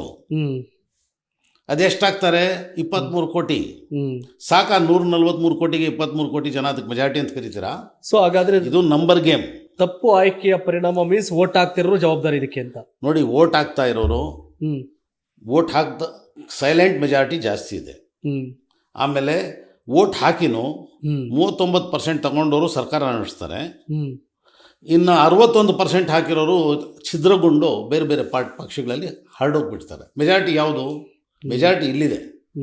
ಈಗ ವಕ್ಫ್ ವಿರುದ್ಧ ಒಂದು ಕಾನೂನು ಪಾಸ್ ಮಾಡಿದ್ರು. ವಕ್ಫ್ ಬಗ್ಗೆ ನಾವೆಲ್ಲ ಮುಸಲ್ಮಾನರು ಆ ವಕ್ಫ್ ಬಿಲ್ನ ವಿರೋಧಿಸಿದ್ದೇವೆ. ಪಾರ್ಲಿಮೆಂಟಲ್ಲಿ ಏನಾಯಿತು? ಲೋಕಸಭೆಯಲ್ಲಿ 288 ಅದರ ಪರವಾಗಿ ಓಟ್ ಬಿತ್ತು. ಅದರಲ್ಲಿ BJP ಮಾತ್ರ ಅಲ್ಲ, ಇನ್ನೆರಡು ಹೊರಗಡೆ ಪಕ್ಷಗಳು, BJP ಅಲ್ಲದ ಪಕ್ಷಗಳು ಸಪೋರ್ಟ್ ತಗೊಂಡು ಅವ್ರು ಮಾಡಿರೋದು 288. ಅದರ ವಿರುದ್ಧ 232 ವೋಟುಗಳು ಬಿದ್ದಿವೆ. ಆ 232 ವೋಟುಗಳಲ್ಲಿ ಸುಮಾರು 90% ಹಿಂದೂ MPಸು. ಅಂದರೆ ಪೂರ್ತಿ ಭಾರತದ ಜನ ಸರ್ಕಾರದ ಜೊತೆಲಿ ಇಲ್ಲ. ಬರೀ 23 ಕೋಟಿ ಹಾಕಿದ್ರೆ ಸರ್ಕಾರ ನಡೆಸ್ಬೋದು. ಅದನ್ನು ನಾವು ಮೆಜಾರಿಟಿ ಅಂತ ತಿಳ್ಕೊಂಡು ಭಯ ಪಡಬೇಕಾದಿಲ್ಲ. ಇದು ನಂಬರ್ ಗೇಮ್. ಸಹಜವಾಗಿ ನಂಬರ್ ಗೇಮ್ ಅಂಡ್ ಪ್ರಜಾಪ್ರಭುತ್ವ ವ್ಯವಸ್ಥೆಯಲ್ಲಿ ಸಂವಿಧಾನದಲ್ಲಿ ಈ ನಂಬರ್ ಎಷ್ಟು ಬಂದ್ರೆ 272 ಯಾರು ತಗೋತಾರೆ ಅವ್ರು ಸರ್ಕಾರ ರಚನೆ ಮಾಡುವಂತ ಅವಕಾಶ ಕೇಂದ್ರ. ಸೊ ಈ ಕಾರಣಕ್ಕೆ ನೀವು ಹೇಳ್ತಾ ಇದ್ದೀರಿ ನಂಬರ್ ಆಫ್ ವೋಟರ್ಸ್ ಕೌಂಟ್ ಮಾಡಿದಾಗ ವಿರೋಧನೂ ಕೂಡ ಬಹಳಷ್ಟು ಮಂದಿ ಇದೆ ಅಂತ. ಫೈನಲಿ ಲೆಕ್ಕಾಚಾರದ ಗೆಲುವು ನಂಬರ್ ಗೇಮ್ ಅಲ್ವಾ ಅಂತ? ಹೌದು, ಅದು ನಂಬರ್ ಗೇಮ್ ಆಗಿದೆ. ಅದರಲ್ಲಿ ಯಾರು ಎಷ್ಟು ಚಾಣಾಕ್ಷತೆಯಿಂದ ಏನು ಪಾಲಿಟಿಕ್ಸ್ ಮಾಡ್ತಾರೋ ಅವ್ರು ಗೆದ್ದು ಬರ್ತಾರೆ. ಎಲ್ಲ ಗೆದ್ದು ಬಂದವರು ಬುದ್ಧಿವಂತರು, ಎಲ್ಲ ಗೆದ್ದು ಬಂದವರು ಮರ್ಯಾದಸ್ಥರು, ಎಲ್ಲ ಗೆದ್ದು ಬಂದಿರೋರು ಒಳ್ಳೆಯವರು ಅಂತ ಹೇಳಿಕ್ಕೆ ಬರಲ್ಲ. ಎಲ್ಲ ಥರ ಜನ ಇರ್ತಾರೆ. ನಮ್ಮಂಥವ್ರು ಎಲ್ಲರೂ ಇರ್ತಾರೆ. ನಮ್ಮಂಥವ್ರು ಜನ ಎಲ್ಲ ರೀತಿಯ ಜನ, ಎಲ್ಲ ಥರದ ಜನ ಇದ್ದೀವಿ. ಅದರಿಂದ ಆರಿಸಿ ಬಂದಿರ್ತಾರೆ, ಎಲ್ಲ ಥರದ ಜನ ಇರ್ತಾರೆ. ಆದರೆ ಒಂದು ಜವಾಬ್ದಾರಿ ಅಂತ ಬಂದ ಮೇಲೆ, ರಾಷ್ಟ್ರದ ಜವಾಬ್ದಾರಿ ಅಥವಾ ರಾಜ್ಯದ ಜವಾಬ್ದಾರಿ ಅಂತ ಬಂದ ಮೇಲೆ, ಯಾರೇ ಮನುಷ್ಯ ಆಗಿರಲಿ ಅವನು ಎಲ್ಲರ ಬಗ್ಗೆ ಒಳಿತನ್ನ ಬಯಸಬೇಕು, ಎಲ್ರಿಗೂ ಒಳ್ಳೇದು ಮಾಡಬೇಕು ಅಂತ ಅವನು ಇಟ್ಕೊಂಡಿದ್ರೆ ಅವನು he is the best person for that job. But ಒಂದು ವಿಷಯ ಅಂತಂದ್ರೆ, ಈಗ ವಿಶೇಷ ಸ್ಥಾನಮಾನವನ್ನ ಜಮ್ಮು ಕಾಶ್ಮೀರದನ್ನ ರದ್ದು ಮಾಡ್ತಾರೆ. ಸೊ ಅದಕ್ಕೆ ಸಹಜವಾಗಿ ಕಾಂಗ್ರೆಸ್ ಎಲ್ಲರದ್ದು ಕೂಡ ವಿರೋಧ ಇರುತ್ತೆ. ಸೊ ನಿಮ್ಮ ನಿಲುವೇನು ಆ ವಿಷಯದಲ್ಲಿ ಅಂತ? ನನ್ನ ನಿಲುವು ಇಷ್ಟೇ. ಅದು ಕಾಶ್ಮೀರ ನಮ್ಮ ಬೇರೆ ರಾಜ್ಯಗಳಂತೆ ಎಲ್ಲ ನಮ್ಮ ಭಾರತದಲ್ಲಿ ಮುಂಚೆಯಿಂದಾನು ಅದು ಮರ್ಜಾಗಿ ಇರಬೇಕಾಗಿತ್ತು. ಯಾವುದೋ ಕಾರಣಗಳಿಂದ ಅದು ಕಾಶ್ಮೀರ ಮುಂಚೆ ಅವರು ಅಲ್ಲಿನ ಆಳ್ವಿಕೆ ನಡೆಸ್ತಾ ಇದ್ದಿದ್ದು ಹಿಂದೂ ರಾಜ, ಮೆಜಾರಿಟಿ ಇರೋದು ಅಲ್ಲಿ ಮುಸ್ಲಿಮ್ಸು. ಆದ್ರೂ ಈ ಯಾವಾಗ 560 ರಾಜ್ಯಗಳಿಗೆ ಫ್ರೀಡಮ್ ಸಿಕ್ತೋ, ಬೇಕಾದರೆ ನೀವು ಭಾರತದ ಜೊತೆಲಿ ಸೇರ್ಬೋದು ಅಥವಾ ನೀವು ಬೇಕಾದರೆ ಇಂಡಿಪೆಂಡೆಂಟ್ ಆಗಿರ್ಬೋದು ಅಂತ ಬ್ರಿಟಿಷರ್ಸ್ ಪರವಾಗಿ, ಆ ಸಂದರ್ಭದಲ್ಲಿ ಬೇರೆ ಬೇರೆ ರಾಜ್ಯಗಳು ನಾವು ಇಂಡಿಪೆಂಡೆಂಟ್ ಇರ್ತೀವಿ ಅಂತ ಡಿಸೈಡ್ ಮಾಡಿದ್ರು. ಅದರಲ್ಲಿ ಕಾಶ್ಮೀರ ರಾಜ ಡಿಸೈಡೇ ಮಾಡಲಿಲ್ಲ, ಆ ಕಡೆ ಹೋಗಬೇಕು ಈ ಕಡೆ ಹೋಗಬೇಕು ಅಂತ ಬೇಕಾದಷ್ಟು ನಡೀತು. ಆವಾಗ ಆಗಿನ ಪ್ರಧಾನಮಂತ್ರಿಗಳಾದ ಜವಾಹರ್ಲಾಲ್ ನೆಹರು ಅವರು ಅವ್ರಿಗೇನೇನೋ ರಿಬೇಟ್ಸ್ ಕೊಟ್ಟು ಅದನ್ನೆಲ್ಲ ಮಾಡಿಕೊಂಡ್ರು. ಅದು ಮಾಡಿಕೊಂಡಾಗ ಇದ್ದಿದ್ದ ಸಿಚುವೇಶನ್ ಇವಾಗಿಲ್ಲ. ಅದರಿಂದ ಅವ್ರಿಗೆ ಈಗ ಭಾಳಷ್ಟು ಜನ RSS BJP ಜನ ಜವಾಹರ್ಲಾಲ್ ನೆಹರು ಅವ್ರು ಮಾಡಿರೋದು ತಪ್ಪು ಅಂತ ಅದು ಮಾಡಬಾರ್ದಾಗಿತ್ತು ಅಂತಾರೆ. ಇಲ್ಲ, ಆವಾಗ ಸಿಚುವೇಶನ್ ಬೇರೆ ಇತ್ತು, ಈಗ ಸಿಚುವೇಶನ್ ಬೇರೆ ಇದೆ. ಈಗ ಮಾಡ್ಕೊಂಡಿದ್ದಾರೆ, ನಮ್ಮ ಜೊತೆಲಿದ್ದಾರೆ, that is the best. But ಒಂದು ಪ್ರಶ್ನೆ ನೀವು ಹೇಳಿದ್ರಿ, BJP ಅವರು ನಂಬರ್ ಗೇಮ್ ಹೇಗೆ ತಗೋಬೇಕು ಅದನ್ನು ತಗೋತಾ ಇದ್ದಾರೆ, ಆದರೆ ಅಂತ ನಮ್ಮಲ್ಲಿ ವ್ಯತ್ಯಾಸಗಳಿದೆ ಅಂತ. ಬಹುತೇಕ ಚುನಾವಣೆಗಳಲ್ಲಿ ಕಾಂಗ್ರೆಸ್ ಒಂದಷ್ಟು ರಾಜ್ಯಗಳನ್ನ ಕಳ್ಕೋಬೇಕಾದ ಕಾರಣ ಅಸಾದುದ್ದೀನ್ ಒವೈಸಿಗಳು ಕ್ಯಾಂಡಿಡೇಟ್ ಹಾಕಲಾಗಿ ಮಹಾರಾಷ್ಟ್ರ ಒಂದಷ್ಟು ವ್ಯತ್ಯಾಸ ಆಯಿತು, UP ಚುನಾವಣೆಯಲ್ಲಿ ವ್ಯತ್ಯಾಸ ಆಯಿತು. ಈಗ ಬಿಹಾರದಲ್ಲಿ INDA ಮೈತ್ರಿ ಕೂಡ ಕರೀತಿದ್ದಾರೆ ಸೀಟ್ ಕೊಡಿ ಅಂತ. ಬಟ್ RJD ಅದಕ್ಕೆ ಒಪ್ತಾ ಇಲ್ಲ. ಸೊ ಯಾಕೆಂದರೆ ಅಲ್ಪಸಂಖ್ಯಾತ ಮತಗಳಲ್ಲೇ BJP ವಿರುದ್ಧವಾದಂಥ ದನಿ ಡಿವೈಡ್ ಆದಾಗ BJPಗೆ ಅವಕಾಶ ಆಗ್ತಿದೆ ಅನ್ನೋದು ಗೊತ್ತಿರ್ತಕ್ಕಂಥ ವಿಷಯ. ಬಟ್ ಯಾಕೆ ಒಂದು ಹುಡುಗ ಒಟ್ಟಿಗೆ ಆಗಬಾರ್ದು ಅಂತ ಒಂದಷ್ಟು ಚರ್ಚೆ ಮಾಡ್ತಾರೆ, ಓವೈಸಿ ಅವ್ರ ಜೊತೆಗೆ ಸೇರಲಿ ಅಂತ ಹೇಳ್ತಾರೆ. ತಮ್ಮ ನಿಲುವೇನು ಓವೈಸಿ ಅವ್ರ ಬಗ್ಗೆ? ಓವೈಸಿ ಅವರೇ ಅಲ್ಲ, ಹಾಂ ಯಾವುದೇ ಪಕ್ಷ ಎಲ್ಲಿ ಕ್ಯಾಂಡಿಡೇಟ್ ಹಾಕಬೇಕಾದ್ರೂ ಹಾಂ ಗೆಲ್ಲೋ ಪೂರ್ತಿ ಅವಕಾಶಗಳಿದ್ರೆ ಹಾಕಬೇಕು, ಇಲ್ಲದಿದ್ರೆ ಬರೀ ಡಿವೈಡ್ ಆಗುವ ಅಂಥದ್ದಾದರೆ ಅಲ್ಲಿ ಅವಾಯ್ಡ್ ಮಾಡಿದ್ರೆ ಒಳ್ಳೆಯದು ಅಂತ ನಾನು ತಿಳ್ಕೊಂಡಿದ್ದೀನಿ. ಬರೀ ವಯಸ್ಸವರೇ ಅಲ್ಲ, ಅವರು ಎಲ್ಲಿ ಅವರು ಕ್ಯಾಂಡಿಡೇಟ್ ಗೆಲ್ಲೋ ಚಾನ್ಸಸ್ ಜಾಸ್ತಿ ಇದೆಯೋ ಅಲ್ಲಿ ಮಾತ್ರ ಹಾಕ್ಕೊಂಡು, ಎಲ್ಲಿ ಗೆಲ್ಲೋ ಚಾನ್ಸಸ್ ಇಲ್ವೋ ಅಲ್ಲಿ ಸುಮ್ಮನೆ ಹಾಕಿಬಿಟ್ಟು ಡಿವೈಡ್ ಮಾಡೋ ಬದಲಾಗಿ ಅವಾಯ್ಡ್ ಮಾಡಿದ್ರೆ ಒಳ್ಳೆಯದು. ಎಸ್, ಬಿಜೆಪಿಲಿ ಆದರೆ ಒಂದು ಎಲೆಕ್ಷನ್ ಕಮಿಷನಿನ ಒಂದು ಕಂಡೀಷನ್ ಇದೆ, ಅದು ಭಾಳ ಜನರಿಗೆ ಗೊತ್ತಿಲ್ಲ. ನಾನು JDS ಅಲ್ಲಿ 30 ವರ್ಷ ಇದ್ದಿದ್ದರಿಂದ ನನ್ನದೇ ಜವಾಬ್ದಾರಿ ಇದ್ದಿದ್ದು ಎಲೆಕ್ಷನ್ ಕಮಿಷನ್ ಮೀಟಿಂಗ್ಸ್ ಅಟೆಂಡ್ ಮಾಡೋವಂಥದ್ದು. ಎಲೆಕ್ಷನ್ ಕಮಿಷನ್ ಒಂದು ಬೇಕಾದಷ್ಟು ಕಂಡೀಷನ್ಸಲ್ಲಿ ಕೆಲವು ಕಂಡೀಷನ್ಸ್ ಏನಿದೆ ಅಂದರೆ, ಯಾವುದೇ ಒಂದು ಪಕ್ಷ ರೆಕಾಗ್ನೈಸೇಷನ್ ಇರಬೇಕಾದ್ರೆ ಇಷ್ಟು ರಾಜ್ಯಗಳಲ್ಲಿ ಇದು ಕಾಂಟೆಸ್ಟ್ ಮಾಡಲೇಬೇಕು, ಇಲ್ದಿದ್ರೆ ರೆಕಾಗ್ನಿಷನ್ ಹೋಗುತ್ತೆ ಅಂತ ಇದೆ. ರಾಷ್ಟ್ರೀಯ ಪಕ್ಷ ಆ ರೆಕಾಗ್ನಿಷನ್ ಸರಿಪಡಿಸ್ಕೊಳ್ಳೋದಕ್ಕಾಗಿ ಎಲ್ಲ ಪಾರ್ಟಿಗಳು, ಬರೀ ಅವರೆಲ್ಲ ಎಲ್ಲ ಪಾರ್ಟಿಗಳವರು ಎಲ್ಲಾದರೂ ಒಂದು ಕಡೆ ನಿಲ್ಲಿಸಲೇಬೇಕು ಅಂತ ಅವಶ್ಯಕತೆಯೂ ಎಲ್ಲ ಪಾರ್ಟಿಗಳಿಗಿರುತ್ತೆ. ಎಸ್, ಸಫೀವುಲ್ಲಾ ಅವರ ಪ್ರಕಾರ ನರೇಂದ್ರ ಮೋದಿ ಅವ್ರಿಗೂ ಅಟಲ್ ಬಿಹಾರಿ ವಾಜಪೇಯಿ ಅವ್ರಿಗೂ ಇರುವಂಥ ವ್ಯತ್ಯಾಸ ಏನು? ನಿಮಗೆ ವಾಜಪೇಯಿ ಅವ್ರದ್ದು ಅಂಶಗಳು ಇಷ್ಟ ಆಗತ್ತಾ, ಮೋದಿ ಅವರ ವಿಷಯಗಳು ಇಷ್ಟ ಆಗತ್ತಾ ಅಂತ? ನೋಡಿ, ಇಷ್ಟ ಆಗೋದು ನನಗೆ ಕೇಳಿದ್ರೆ, ನಾನು ಒಬ್ಬ ದೇಶಕ್ಕಾಗಿ ಹೋರಾಡಿದ, ದೇಶಕ್ಕಾಗಿ 11 ಬಾರಿ ಜೈಲಿಗೆ ಹೋದ ತಾತನ ಮೊಮ್ಮಗ. ನಾನು ಅವ್ರ ದೃಷ್ಟಿಯಿಂದಾನೇ ನನ್ನ ದೃಷ್ಟಿ ನೋಡೋದು. ಓಕೆ. ಆಮೇಲೆ ನಾನು ಪೂರ್ತಿ ಸ್ವಾತಂತ್ರ್ಯ ಹೋರಾಟದ ಎಲ್ಲ ಹಿಸ್ಟ್ರಿನ ಓದಿದ್ದೇನೆ, ತಿಳ್ಕೊಂಡಿದ್ದೇನೆ. ಓಕೆ. ಆಗ ಪ್ರಾಣ ಕೊಟ್ಟರಲ್ಲ, ಅವ್ರ ಜೊತೆಲಿರೋದು ನಾನು. ಪ್ರಾಣ ಕೊಟ್ಟರು. ಬೇಕಾದಷ್ಟು ಜನ ಮಹಾತ್ಮ ಗಾಂಧಿಯವರು ಈ ಫಾರಿನ್ ಗೂಡ್ಸು ನಾವು ಡೀಲ್ ಮಾಡಬಾರ್ದು ಅಂದಾಗ ಬೆಂಗಳೂರಿನಲ್ಲೂ ಬೇಕಾದಷ್ಟು ಈ ಮುಸ್ಲಿಂ ಅಂಗಡಿಗಳು ಅವ್ರ ಹತ್ರ ಇದು ಡ್ರೆಸ್ ಮೆಟೀರಿಯಲ್ ಇತ್ತಲ್ಲ, ಬಟ್ಟೆ ಎಲ್ಲ, ಅವೆಲ್ಲ ತಂದು ಹೊರಗಾಗ್ಬಿಟ್ಟು ಸುಟ್ಟಾಗ್ಬಿಟ್ರು. ನಾನು ಅಂಥವ್ರ ಜೊತೆಲಿ ನಿಂತಿರೋ ಮನುಷ್ಯ. ನಾನು ನೋಡೋದಾದರೆ, ಯಾರು ದೇಶಕ್ಕಾಗಿ ಒಳ್ಳೆಯದನ್ನು ಬಯಸ್ತಾರೋ, ಅದು ಯಾರೇ ಲೀಡರ್ ಆಗಲಿ ನನ್ನಲ್ಲಿ ಭಾಳ ಗೌರವ ಇದೆ ಅವ್ರಿಗೋಸ್ಕರ. ಯಾರು ದೇಶದಲ್ಲಿ ಹಿಂದೂ ಮುಸ್ಲಿಮು ತಂದಿಕ್ತಾರೋ, ಯಾರು ದೇಶ ಸುಮ್ಮನೆ ಸುಳ್ಳು ನಾವು ಮುಂದುವರಿಸ್ತಾ ಇದ್ದೀವಿ ಅಂತ ಹೇಳ್ಕೊಳ್ತಾರೋ, ಆದರೆ ಅಲ್ಲಿ ಎಲ್ಲೂ ಕಾಣ್ತಾ ಇಲ್ವೋ, ಅವ್ರ ಬಗ್ಗೆ ನನಗೆ ಗೌರವ ಇಲ್ಲ. ನಿಮ್ಮ ಪ್ರಕಾರ ಕೋಮುವಾದ ಅಂದರೆ ಏನು ಸರ್? ಕೋಮುವಾದ ಅಂದರೆ ನನ್ನ ಪ್ರಕಾರ ಜನ ಯಾರೇ ಆಗಲಿ, ಈ ಪೊಲಿಟಿಷಿಯನ್ಸು ಬೇಕಾಗಿ ಹುಟ್ಟಾಕುವಂಥವ್ರು ಇದ್ದಾರೆ, ಅದನ್ನು ಬಿಡಿ. ಜನರಲ್ಲಿ ಕೋಮುವಾದ ಅಂದರೆ ನನ್ನ ಧರ್ಮದ ಬಗ್ಗೆ ನಾನು ಯಾವ ರೀತಿ ನಡ್ಕೊಬೇಕು, ಅದನ್ನು ಬಿಟ್ಟು ಬೇರೆ ಧರ್ಮದ ಬಗ್ಗೆ ಟೀಕೆ ಟಿಪ್ಪಣಿ ಮಾಡೋವಂಥದ್ದು, ಆಮೇಲೆ ಅವ್ರ ಧಾರ್ಮಿಕ ರೀತಿ ರಿವಾಜುಗಳ ಬಗ್ಗೆ ಇಲ್ಲ ಸಲ್ಲದನ್ನು ಹೇಳೋವಂಥದ್ದು, ಬೇಜಾರು ಮಾಡೋವಂಥದ್ದು ಒಂದು. ಎರಡನೇದೇನೆಂದರೆ, ಈ ಧರ್ಮದವನು ಕಮ್ಮಿ, ಆ ಧರ್ಮದವನು ಹೆಚ್ಚು, ನಾನು ಸ್ವಲ್ಪ ಹೆಚ್ಚು ಅವನು ಕಮ್ಮಿ ಅಂತ ಬೇರೆಯವ್ರು ಕೀಳಾಗಿ ಕಾಣುವಂಥದ್ದು, ಅದು ಕೋಮುವಾದ. ಮೂರನೇದೇನೆಂದರೆ, ಬೇರೆ ಧರ್ಮದವ್ರಿಗೆ ಬೇರೆ ರೀತಿಯಲ್ಲಿ ನೋಡೋದು, ವ್ಯಾಪಾರದಲ್ಲಿ, ವಹಿವಾಟಲ್ಲಿ, ಅಥವಾ ಜೊತೆಯಲ್ಲಿ ಓದೋದರಲ್ಲಿ, ಯಾವುದೇ ವಿಷಯದಲ್ಲಿ ನಾವೆಲ್ಲ ಜೊತೆಯಾಗಿ ಜೀವನ ನಡೆಸೋದ್ರ ಬದಲಾಗಿ ಬೇರೆಯವರಿಗೆ ಬೇರೆ ರೀತಿಯಲ್ಲಿ ನೋಡೋದು, ನಮ್ಮ ಧರ್ಮದ ಜನರಿಗೆ ಬೇರೆ ರೀತಿಯಲ್ಲಿ ನೋಡುವಂಥ ಇದು ಬಯಾಸ್ ಇದೆಯಲ್ಲ, ಇದು ಕೋಮುವಾದ. ಧರ್ಮಾಧಾರಿತ ಕಿಚ್ಚನ್ನು ಹಚ್ಚುವಂಥವ್ರ ಬಗ್ಗೆ, ಕಿಚ್ಚನ್ ಹಚ್ಚೋರು ಅಂತವರು, ಆಮೇಲೆ ಅಂಥ ಥಿಂಕಿಂಗ್ ಇಟ್ಕೊಂಡಿರೋರು. ಧರ್ಮ ಇರೋದು ಯಾತಕ್ಕಂದರೆ, ನೀವು ಒಳ್ಳೆ ಮನುಷ್ಯನಾಗಿ, ನೀವು ಇನ್ನೂ ಒಳ್ಳೆ ಮನುಷ್ಯನಾಗಿ ಬದುಕೋದಕ್ಕಾಗಿ. ಆ ಧರ್ಮನ ಇನ್ನೊಬ್ಬರಿಗೆ ದ್ವೇಷಕ್ಕಾಗಿ ಉಪಯೋಗಿಸ್ಕೊಳ್ತಾ ಇದ್ರೆ, ಅವನು ಹಿಂದೂ ಆಗಿರಲಿ, ಮುಸಲ್ಮಾನ ಆಗಿರಲಿ, ಸಿಖ್ ಆಗಿರಲಿ, ಇಸಾಯಿ ಆಗಲಿ, ಅವನು ಧಾರ್ಮಿಕ ಮನುಷ್ಯನೇ ಅಲ್ಲ, ಮನುಷ್ಯತ್ವಕ್ಕೂ ಲಾಯಕ್ಕಿಲ್ಲದವನು ನನ್ನ ವಿಚಾರದಲ್ಲಿ. ಆತ ಹಿಂದೂನೇ ಆಗಿರಲಿ, ಆತ ಮುಸಲ್ಮಾನನೇ ಆಗಿರಲಿ, ಆತ ಸಿಖ್ಖೇ ಆಗಿರಲಿ, ಆತ ಕ್ರಿಶ್ಚಿಯನ್ನೇ ಆಗಿರಲಿ, ಧರ್ಮದ ವಿರುದ್ಧ, ಧರ್ಮನ ಬೇರೆಯವ್ರಿಗೆ ಕೀಳಾಗಿ ಕಾಣೋದಕ್ಕೆ, ಬೇರೆಯವ್ರಿಗೆ ಬೇರೆಯವರು ಅಂತ ಕಾಣೋದಕ್ಕಾಗಿ ಧರ್ಮನ ಉಪಯೋಗಿಸ್ಕೊಳ್ತಾ ಇದ್ರೆ, ಅದಕ್ಕೋಸ್ಕರ ಅವನು ಧಾರ್ಮಿಕ ಅಂತ ತಿಳ್ಕೊಂಡಿದ್ರೆ, ಅವನಷ್ಟು ಅಮಾನವೀಯ ಇನ್ಯಾರೂ ಇಲ್ಲ, ಅವನು ಮನುಷ್ಯನೂ ಅಲ್ಲ, ಮನುಷ್ಯ ಅನ್ನೋದಕ್ಕೂ ಲಾಯಕ್ಕಿಲ್ಲ ಅಂತ ನನ್ನ. Yes, wonderful. ಯಾಕೆಂತಂದರೆ ಇವ್ರು ಮಾಡಿದ್ರೆ ಸರಿ, ಇವ್ರು ಮಾಡಿರೋ ತಪ್ಪು ಅನ್ನೋಕ್ಕಿಂತ ತಪ್ಪು ಮಾಡಿದ್ರೆ ಯಾರೇ ಆದರೂ ತಪ್ಪೇ ಅನ್ನೋ ಹೇಳೋದಿದೆಯಲ್ಲ, ಇಟ್ಸ್ ಗುಡ್. ಆ ಕೆಲಸವನ್ನು ನೀವು ಮಾಡ್ತಾ ಇದ್ದೀರಿ. ಬಟ್ ಇನ್ನೊಂದು ಮುಂದುವರೆದ ಭಾಗ, ಇತ್ತೀಚಿನ ಮೊನ್ನೆ ಘಟನೆಗಳು, ಪಹಲ್ಗಾಮ್ ದಾಳಿ ನಂತರ ಭಾರತ ಪಾಕಿಸ್ತಾನ ನಡುವಿನ ಸಂಘರ್ಷದ ಸಮಯ, ಸೊ ಅದ್ರ ಬಗ್ಗೆ ತಾವೇನು ಹೇಳ್ತೀರಿ? ನನ್ನ ವಿಚಾರ ಇಷ್ಟೇ, ಅದಾದಾಗಿನಿಂದ ಭಾಳ ನೋವಾಗಿದೆ ನನಗೆ. ಯಾಕಂದರೆ ಯಾರು ಅದನ್ನು ಮಾಡಿದ್ರೋ ಈ ಟೆರರಿಸ್ಟು ಅಷ್ಟು ಈಸಿಯಾಗಿ ಬರೋದಕ್ಕೆ ಅಷ್ಟೊಂದು ವೀಕಾ ನಮ್ಮ ಸಿಸ್ಟಮ್ಮು. ಆಮೇಲೆ ಅಷ್ಟು ಈಸಿಯಾಗಿ ಅವ್ರಿಗೆ ಬರುವಂಥದ್ದು ಬಿಟ್ಕೊಂಡು ಇರಬಾರ್ದಾಗಿತ್ತು.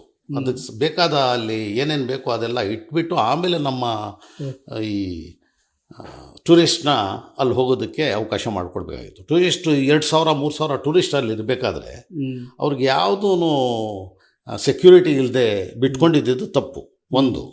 ಎರಡನೇದು ಅವರೆಲ್ಲ ಈಸಿಯಾಗಿ ಬಂದು ಹೊಡೆದ್ಬಿಟ್ಟು ಹೋಗಿಬಿಡೋದು, ಅದು ಭಾಳ ಅನ್ಯಾಯ. ಮೂರನೇದು ನನಗೆ ಭಾಳ ನೋವಾಗಿದೆ ಏನಂದರೆ ಅವರು ಧರ್ಮ ಕೇಳಿ ಹೊಡೆದ್ರು ಅಂದರೆ ಅಷ್ಟೊಂದು ದುಷ್ಟರು ಅಷ್ಟೊಂದು ನೀಚರು ಇನ್ಯಾರೂ ಇಲ್ಲ. ಅಂಥವ್ರಿಗೆ ಹುಡುಕಿ ಅವ್ರಿಗೆ ಗಲ್ಗೇರಿಸೋ ಬದಲಾಗಿ ಇನ್ನೂ ಬಿಟ್ಕೊಂಡಿದ್ದಾರಲ್ಲ, ಅದಿನ್ನೂ ದೊಡ್ಡ ತಪ್ಪು ನನ್ನ ವಿಚಾರದಲ್ಲಿ. ಎಸ್, ಆ ಸನ್ನಿವೇಶ ಇವತ್ತು ಕೂಡ ಕಣ್ಣು ಕಟ್ತಂಗಿದೆ. ಆ ವಿಡಿಯೋಗಳನ್ನ ನೋಡ್ತಾ ಇದ್ರೆ ಈಗಲೂ ಯಾವುದೇ ಒಂದು ದಿನ ಅವ್ರಿಗೆಲ್ಲ ಹಿಡ್ಕೊಂಡ್ ಬಂದ್ರು ಗಲ್ಗೇರಿಸಿದ್ರು ಅಂದರೆ ಆವಾಗ ನಮಗೆಲ್ಲ ನೆಮ್ಮದಿ ಆಗುತ್ತೆ. ಎಸ್, ಪಾಕಿಸ್ತಾನ ಮತ್ತು ಭಾರತ ನಡುವಿನ ಆ ಯುದ್ಧದ ಸನ್ನಿವೇಶಗಳು, ಸಂಘರ್ಷ ಏನನ್ಸ್ತಾವತ್ತು ನಿಮಗೆ? ಬಿಕಾಸ್ ಮೊದಲ ಗಡಿಯಲ್ಲಿ ನನಗೇನಿಸ್ತು ಅಷ್ಟಾದರೂ ನಮ್ಮ ದೇಶದಿಂದ ಆಯ್ತಲ್ಲ ಒಂಚೂರಾದರೂ ಬುದ್ಧಿ ಕಲಿಸುವಂಥದ್ದು ಅಂತ ಆಯಿತು. ಯಾಕಂದರೆ ಅವ್ರು ಬಂದು ಎಷ್ಟು ಈಸಿಯಾಗಿ ಹೊಡೆದ್ಬಿಟ್ಟು ಹೋಗ್ಬಿಟ್ರೆ ಆಮೇಲೆ ನಾವು ಹುಡ್ಕೊಂಡೇ ಇದ್ಬಿಟ್ರೆ ಅವ್ರು ಆ ಕಡೆಯವ್ರಾದರೆ ಅವ್ರಿಗೆ ಬುದ್ಧಿ ಕಲಿಸೋದಕ್ಕೆ ಅಷ್ಟಾದರೂ ಮಾಡಿದ್ರಲ್ಲ ಅಂತ ನನಗೆ ಸಂತೋಷ ಆಯಿತು. ಎಸ್, ಇಂಡಿಯನ್ ಆರ್ಮಿ ಬಗ್ಗೆ ಏನು ಹೇಳ್ತೀರಿ? ಇಂಡಿಯನ್ ಆರ್ಮಿ ಬಗ್ಗೆ ಏನು ಹೇಳ್ತೀರಿ? ಸೇನೆ ಬಗ್ಗೆ? Indian army salute. Yes, 10 times. ಯಾಕಂದರೆ ನಾನು NCC ಕ್ಯಾಡರ್. ನಾನು ಓಕೆ, ನಮಗೆಲ್ಲ ರಕ್ತದಲ್ಲೇ ಮಿಲ್ಟ್ರಿ ತನ ಬಂದುಬಿಟ್ಟಿರುತ್ತೆ ಚಿಕ್ಕಂದಿನಿಂದ. NCCನೂ ಮಿಲ್ಟ್ರಿದೇ ಬಿಗಿನಿಂಗ್, ಅದರಲ್ಲಿ ಟ್ರೈನಿಂಗ್ ಎಲ್ಲ ಅಂಥದ್ದೇ ಇರೋದು. ಆಮೇಲೆ ನಮ್ಮ ಮನೆಗಳಲ್ಲಿ ಕೆಲವರು ಮಿಲ್ಟ್ರಿ ಜನ ಇದ್ದಾರೆ. ನಮ್ಮ ಚಿಕ್ಕಮ್ಮನ ಅಳಿಯ ಮಿಲ್ಟ್ರಿ ಇದ್ದವರು, ಇದೇ ಥರ ಬೇಕಾದಷ್ಟಿದ್ದಾರೆ. ಆಮೇಲೆ ಮಿಲ್ಟ್ರಿ ನಮಗೋಸ್ಕರ ತಾನೇ ಇರೋದು, ದೇಶಕ್ಕಾಗಿ ಇರುವಂಥದ್ದು. ಅದಕ್ಕೆ ಮುಂಚೆಯಿಂದಾನು ನಮ್ಮ ಭಾರತ ಸ್ವತಂತ್ರ ಆದಾಗಿನಿಂದಾನು ಮಿಲ್ಟ್ರಿನ ಪೂರ್ತಿ ಭಾರತೀಯರು ಯಾರು ಕಂಡ್ರೂ ಒಂದು ಭಾಳ ಗೌರವನೇ. ಒಂದು ಕಾಲದಲ್ಲಿ ನಾನು ಭಾಳ ಚಿಕ್ಕವನಾಗಿದ್ದೆ. ನಾನು ಒಂದು ದಾರಿಯಲ್ಲಿ ಲಾಲ್ಬಾಗ್ ರೋಡಲ್ಲಿ ನಡ್ಕೊಂಡು ಹೋಗ್ತಾಯಿದ್ರೆ ಒಬ್ಬರು ಹೋಗ್ತಾಯಿದ್ರು, ಸುಮ್ಮನೆ ಬಂದು ಮಾತನಾಡಿದ್ರು. ನಾನು ಪಠಾನ್ಕೋಟಿಂದ ಬಂದಿದ್ದೀನಿ, ನಾನು ಮಿಲ್ಟ್ರಿಯಲ್ಲಿರೋದು, ಏನೋ ಕಳೆದೋಯ್ತು ಇದು ಅದು ಅಂದರು. ಕಾಲಲ್ಲಿ ಏನೂ ಇರಲಿಲ್ಲ, ಚಪ್ಪಲಿ ಅಥವಾ ಶೂ ಇರಲಿಲ್ಲ. ಓಕೆ, ಆವಾಗ ನಾನು ಭಾಳ ಹುಡುಗ, 15-16 ವರ್ಷದ ಹುಡುಗ. ಅವ್ರಿಗೆ ಎಳ್ಕೊಂಡೋಗಿ ಶೂ ತೊಗೊಳೋದಕ್ಕೆ ದುಡ್ಡು ಮನೆಯಿಂದ ಕೊಟ್ಟು ಕಳಿಸ್ಕೊಟ್ಟೆ. ಓಕೆ, ಅಷ್ಟ ಗೌರವ ನಾವೆಲ್ಲ ಇರ್ತೇವೆ.